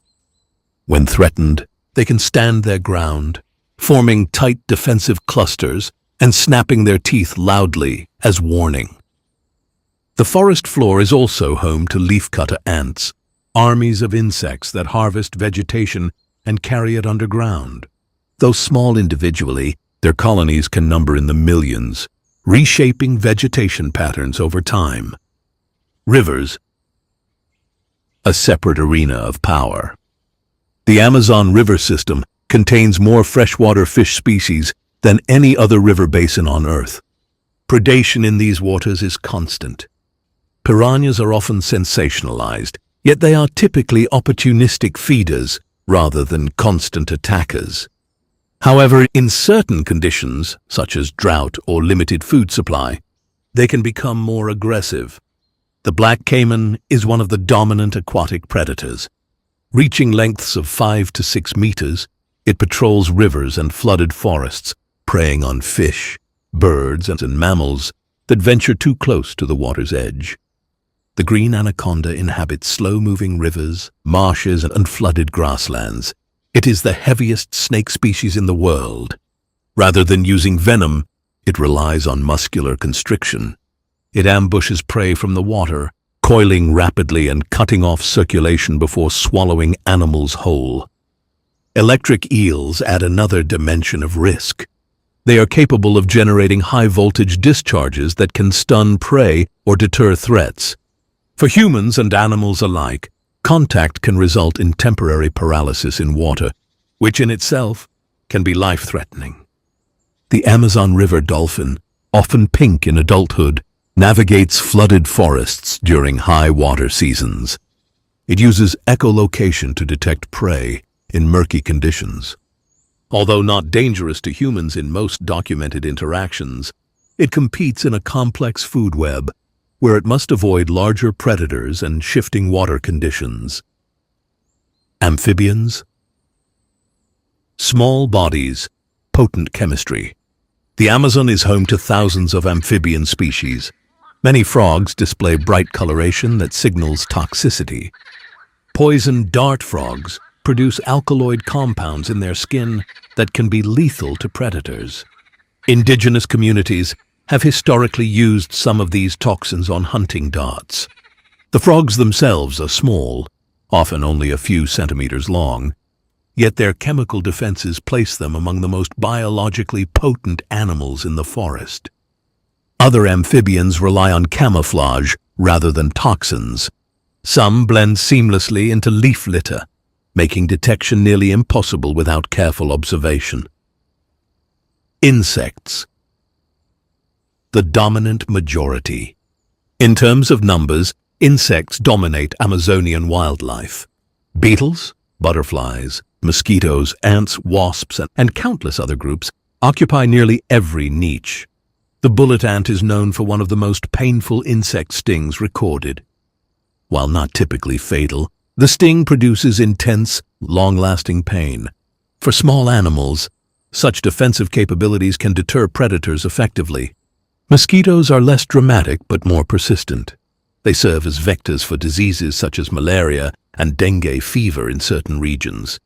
In this sense, danger in the Amazon is not always large and visible. It can be microscopic, transmitted through a single bite. Camouflage, silence, and misjudgment. One defining feature of Amazon wildlife is concealment. Many species rely on coloration that mirrors bark, leaves, or shadow. Snakes may remain motionless for hours, blending into branches or ground cover. Some species are venomous, others are not. Yet visual similarity can make identification difficult. The bushmaster, one of the longest venomous snakes in the Americas, inhabits forested regions and is primarily nocturnal. Its venom can be medically serious if untreated. Encounters are rare, but potentially dangerous. Large mammals are often heard before they are seen. The deep roar of a jaguar or the distant call of howler monkeys can travel kilometers through dense vegetation. Sound is a primary tool of communication in a landscape where sight is limited. Balance without sentiment. Predation in the Amazon is not constant violence, but it is constant pressure. Predators regulate herbivore populations. Herbivores influence vegetation patterns. Scavengers recycle remains. Insects break down organic matter. Every role contributes to system stability. However, from a human perspective, the risks are real. Venomous bites, territorial wildlife, powerful river currents, and disease-carrying insects require caution and preparation. The Amazon does not target humans, yet it does not adjust its processes to accommodate them either.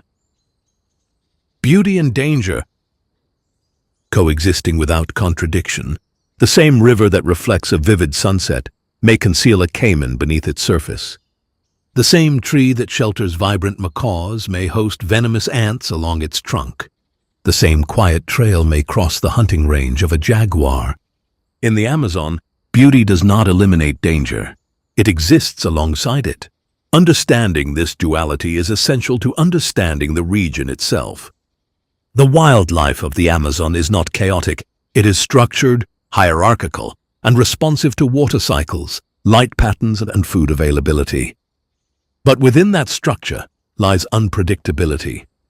And that unpredictability, combined with staggering biological richness, is what makes the Amazon not only one of the most beautiful places on Earth, but also one of the most formidable natural wonders. Throughout the Amazon, extraordinary natural phenomena abound. The meeting of the waters is a classic example. Near Manaus, the ochre-colored Solimões River converges with the dark Rio Negro, and for several kilometers, their waters flow side by side without mixing, creating a vivid line on the river's surface. This stands out even in satellite images. Another wonder is the giant Amazon water lily. Its round leaves can exceed 3 meters in diameter, large enough to float a small child. In the soil, mysterious patches of rich terra preta recall ancient peoples. These black earth soils, made by adding charcoal and organic matter, remain fertile for centuries, in contrast to the usual poor rainforest soils. Between these sites, and many more, from glowing fungi to spectacular sunsets through the canopy, the Amazon offers endless marvels. Tribes of the Amazon. The human story of the Amazon is as deep and complex as its rivers. Long before modern borders divided the basin into separate nations, thousands of indigenous communities developed societies shaped by forest, river, and seasonal flood. Today, the Amazon is home to hundreds of distinct indigenous groups, speaking hundreds of languages, each with its own worldview, social structure, and relationship to land. Some communities live in towns connected to national infrastructure, while others remain in remote territories with limited outside contact. A small number continue to live in voluntary isolation, choosing to avoid sustained interaction with the outside world. The forest is not merely a setting for these societies. It is their pharmacy, their marketplace, their spiritual landscape, and their historical archive. Knowledge of plants, soils, and river cycles is highly detailed and often passed down orally across generations. Certain communities distinguish dozens of soil types and understand how each responds to flooding, cultivation, or regeneration. They know which tree bark can treat fever, which vines contain drinkable water, which fruits ripen during high water seasons, and which areas of forest should remain undisturbed. Housing styles vary depending on region and cultural tradition. In some areas, large communal houses shelter extended families under a single roof. In others, smaller family structures are spaced along riverbanks. Building materials are drawn directly from the surrounding forest. Palm thatch for roofing, hardwoods for framing, natural fibers for binding. Villages are often positioned near waterways, which function as transportation corridors in a landscape where roads are rare or impractical. Food systems are diverse and adapted to local conditions. Fishing plays a central role in many riverine communities, particularly during flood seasons when fish migrate into submerged forests. Hunting provides protein from mammals and birds, though methods and frequency differ between groups. Agriculture is practiced in many regions using shifting cultivation systems. Small plots are cleared, cultivated for several years with crops such as cassava, maize, plantains, and sweet potatoes, and then left to regenerate naturally. This rotational approach allows forest recovery while maintaining food security. Spiritual traditions are closely connected to the natural world. Many groups view rivers, animals, and forest features as inhabited by spiritual forces or ancestral presences. Ritual practices often involve music, body painting, storytelling, and the use of plant-based preparations in ceremonial contexts. These belief systems guide social conduct, land use, and community cohesion. They are not separate from daily life, but integrated into it. Social organization varies widely. Some communities operate through consensus-based leadership, where elders or respected figures guide decisions. Others have more formalized roles related to ritual authority or conflict resolution. Kinship networks define responsibilities, inheritance, and marriage patterns. While modern influences have altered aspects of governance in many areas, traditional authority structures remain significant in numerous territories. The arrival of colonial expansion, resource extraction, and missionary activity dramatically reshaped Amazonian societies. Epidemic diseases reduced populations in many regions. Rubber extraction in the 19th and early 20th centuries caused displacement and violence. In more recent decades, logging, mining, cattle ranching, and infrastructure projects have expanded into previously remote areas. These pressures have resulted in land disputes, environmental degradation, and cultural disruption. At the same time, many indigenous organizations have mobilized politically to defend territorial rights. In several countries, legal frameworks now recognize indigenous land claims within parts of the Amazon basin. These territories often overlap with some of the most intact forest regions. Research indicates that areas under indigenous stewardship frequently show lower rates of deforestation compared to surrounding lands, though conditions vary by region and enforcement capacity. It is important to avoid portraying Amazonian tribes as either isolated relics of the past or as uniformly threatened communities without agency. Many indigenous groups actively engage with national societies while maintaining cultural continuity. Some operate schools that teach both indigenous languages and national curricula. Others participate in regional markets, sell crafts, or collaborate with scientific researchers. Adaptation to changing circumstances does not erase cultural identity. The diversity among Amazonian peoples mirrors the biodiversity of the forest itself. There is no single Amazon tribe culture.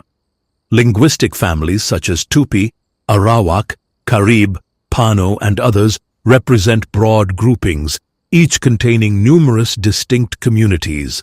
Clothing styles, artistic expressions, agricultural techniques, and ceremonial practices differ significantly between regions, separated by hundreds of kilometers. For those communities living in voluntary isolation, minimal contact is often a deliberate decision shaped by historical trauma. National governments and international bodies have established protected zones in some areas to reduce the risk of intrusion. Encounters with outsiders can bring disease and conflict, so policies generally emphasize non-interference. In examining the tribes of the Amazon, one must recognize that they are not separate from the forest's ecological story. Their agricultural systems influence plant distribution. Their fishing practices respond to seasonal flood cycles. Their oral histories encode geographic memory and environmental observation. They are participants in the Amazon's living system, not observers outside of it. The Amazon is frequently described as the most dangerous and most beautiful place in the world. For its indigenous inhabitants, it is primarily home. Their knowledge, resilience, and social complexity form an essential human dimension of this vast region. Understanding the Amazon fully requires acknowledging that its forests are not empty wilderness, but landscapes with deep cultural roots and ongoing human presence. Deep in the heart of Central America lies a land modest in size, yet rich in extraordinary natural wealth. This is Costa Rica, a remarkable tropical jewel filled with astonishing biodiversity and striking environmental beauty. It is bordered on its western and eastern sides by two vast oceans, the Pacific Ocean to the west and the Caribbean Sea to the east. Between these two coasts, breathtaking natural beauty unfolds, where lush green mountains rise beside dense, vibrant rainforests. Crystal clear rivers wind through rolling hills and deep valleys, feeding hidden waterfalls deep within the humid jungles. Costa Rica's climate is consistently tropical and warm year-round, with abundant sunshine and heavy seasonal rainforest rains. Here, seasons of heavy, abundant rainfall alternate with dry and sun-drenched periods, which continuously adorns the natural landscape with a fresh, renewed splendor throughout the entire year. On this relatively small piece of land, whose total area barely exceeds 50,000 square kilometers, an astonishingly diverse range of terrains is concentrated within such close proximity to one another. Towering volcanic mountain ranges pierce the country from north to south, interspersed with lofty peaks that embrace the clouds, forming the geographical backbone of this natural landscape. Within these mountains lie volcanoes, some active and others dormant. Some release thick smoke and intense heat from deep vents, while others lie still, quietly awaiting their next awakening. On the slopes of these volcanoes, hot, mineral-rich streams flow alongside bubbling mud pools, releasing dense vapors from deep within the earth. In the low-lying valleys surrounding these mountains, vast and lush tropical rainforests stretch across the land. These forests are among the most biologically rich and diverse ecosystems on Earth. Costa Rica occupies a unique geographical position, as its narrow land bridge connects North and South America. This has long made it a vital corridor for countless species to move between the two continents across vast periods of time. Innumerable species of animals and plants journeyed across this land when the continents were still connected, and they discovered in Costa Rica an ideal habitat and a perfect sanctuary where the north meets the south, and various distinct environments are found in very close proximity to each other. In every corner of this small yet vibrant country, nature reveals its grandeur in striking and diverse forms. earning Costa Rica its reputation as a true paradise on Earth. Natural diversity. In Costa Rica, vastly different ecosystems coexist within remarkably short distances. This small yet incredibly rich land supports an astonishing range of habitats that are rare and exceptional in their diversity. High up in the towering mountain peaks, the chilly forests are completely immersed within the swirling clouds and dense mist, where enormous trees hang low, heavily burdened by a verdant covering of clinging mosses and various lichens. Not a single bare spot can be found upon the branches, for every damp, moss-laden trunk is completely adorned with a profusion of wild orchids, epiphytic plants, and lush ferns, along with countless air plants that cling tenaciously to them, thereby transforming the entire cloud forest into a secret, ethereal realm of suspended, vibrant greenery. Deep within the misty shadows of that ancient forest, the resplendent quetzal bird lies hidden, its feathers gleaming with vibrant scarlet and emerald hues. Its exceptionally long tail gracefully sways with the gentle breeze among the tree branches. It is truly considered one of the most beautiful and indeed one of the rarest birds found in those high-altitude regions of the world. On the lower mountain slopes and across the vast, low-lying plains, the dense, lush tropical rainforests extend, characterized by their magnificent, towering trees and their broad, expansive leaves. In these warm, humid jungles, where the air is heavy with moisture, light and shadow blend beneath towering canopies of leaves. Thousands of plant species and vibrant flowers thrive across every inch of ground. All around, the unseen calls of creatures rise, echoing into the dim green depths above. At dawn, the forest comes alive with birdsong and the distant calls of monkeys. But in the afternoon, the forest rests under the scorching sun, and its tranquility is undisturbed. Apart from the croaking of venomous frogs, the incessant buzzing of insects, and the calls of various birds, these lush rainforests are truly considered among the most abundant habitats on our planet in terms of their incredible biodiversity. They serve as a vital sanctuary for thousands of known life forms, and countless others that still await discovery. It is considered one of the last remaining bastions of pristine nature on our planet, in stark contrast to the verdant rainforests, which remain lush and green throughout the entire year. The northwestern regions are characterized by vast arid plains, dotted with dry tropical forests and scattered savanna-like scrubland. During the dry season, when heat intensifies and resources become scarce, many trees shed their leaves. The ground beneath them becomes covered in a wide, golden carpet of dry grasses and brittle, fallen foliage, transforming the landscape into a sunlit, arid expanse. With the arrival of the rainy season, the forests awaken from their long slumber and burst back to life. Trees sprout fresh leaves, and wild plants bloom rapidly, covering the landscape in rich greenery and renewed vitality. Along the coasts and low-lying lands at river mouths, dense mangrove forests grow, forming a green belt between land and sea. The roots of the mangrove trees are intricately tangled, extending like sturdy buttresses in the salty mud. It provides a vital sanctuary for small fish and countless marine creatures within its protective nurseries. It also draws in vast flocks of aquatic birds and marine crabs, which come to forage and reproduce abundantly in these exceptionally rich and fertile habitats. However, the very beaches of Costa Rica themselves offer a truly magnificent and diverse range of breathtaking scenery.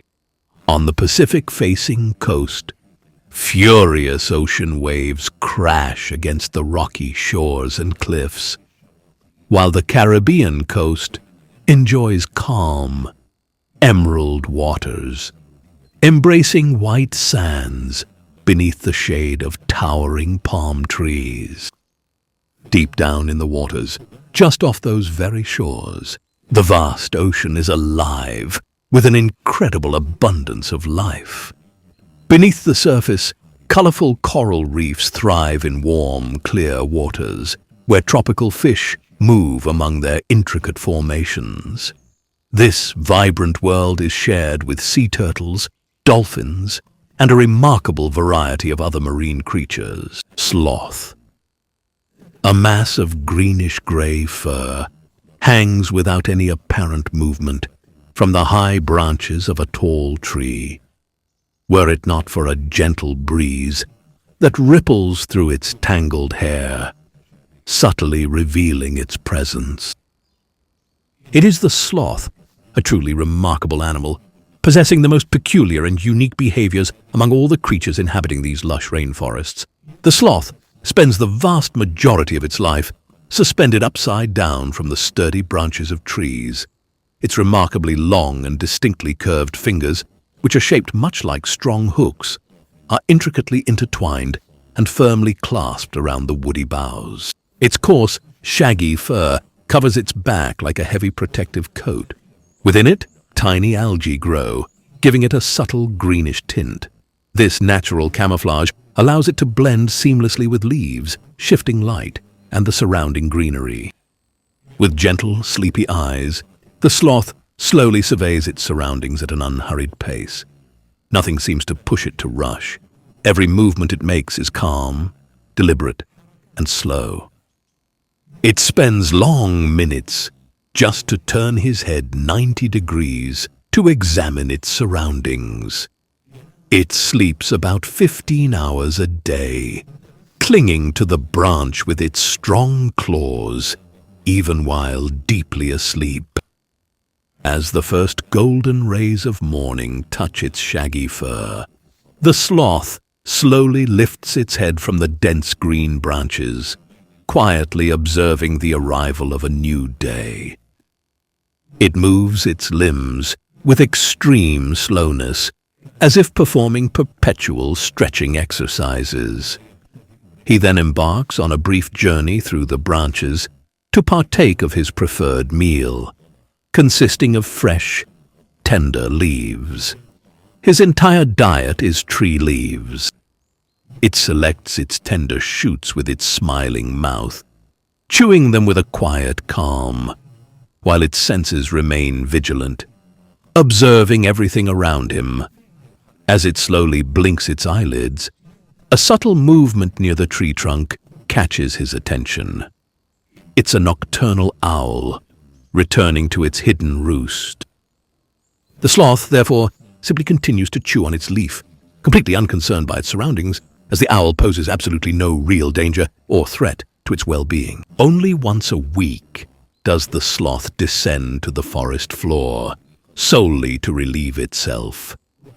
This is the most dangerous moment of its life, as it becomes fully exposed and unable to escape predators. It then moves slowly and laboriously, dragging its heavy body across the ground. It moves through fallen branches and loose soil to the forest floor, where it uses its sharp claws to dig a small, shallow pit. There, it slowly deposits its waste before covering it, as if carrying out a careful, burdensome task. After carefully covering its waste to hide any trace from predators, it begins its most difficult and dangerous journey. With slow, deliberate effort, it makes its way back toward the trees. Climbing upward, it gradually returns to the safety of the treetops, where it is once again hidden from danger. Its ascent takes hours, as it pauses frequently to rest after every few meters. With deliberate movements, it regains its strength before continuing upward. This climb continues until it finally reaches the treetops. When it finally reaches its resting place among the high branches, it's already midday, and the heat is at its peak. The sloth often remains safe as long as it hangs suspended in its elevated world. Should a branch happen to break beneath the sheer force of its own considerable weight and then plummet down to the earth, its inherently flexible body and remarkably soft, pliable joints work together to effectively absorb the sudden impact. allowing it to emerge completely unharmed in the vast majority of such instances. If a branch breaks beneath its weight and it falls to the ground, its flexible body and supple joints help absorb the impact. This natural adaptation allows it, in most cases, to land without serious injury. At that moment, the sloth curls into the deep shade, its eyelids half closed as it settles into another long, tranquil rest. The natural hues of its fur blend perfectly with the surrounding jungle, keeping it hidden from predators and safely out of sight. When the mating season arrives, the female emits a soft, almost imperceptible whistle to attract nearby males. Their first meeting takes place on a high branch, where they move slowly and remain close to one another. The female then stays with the male only for a brief period. After several months, the female gives birth to a single young one, which she delivers while suspended from a branch. The baby then clings firmly to its mother's belly with its tiny, delicate claws. The young one accompanies its mother throughout her arboreal life for a period of 6 months, or even longer, during which the youngster learns the slow, fundamental rhythms of life within the trees. Then the mother separates from her young one, allowing that small creature to embark upon its own independent life, suspended from a nearby tree, continuing to follow the very same tranquil and peaceful life cycle that its ancestors had pursued throughout these ancient forests. Following the very same peaceful life cycle his ancestors lived in these forests.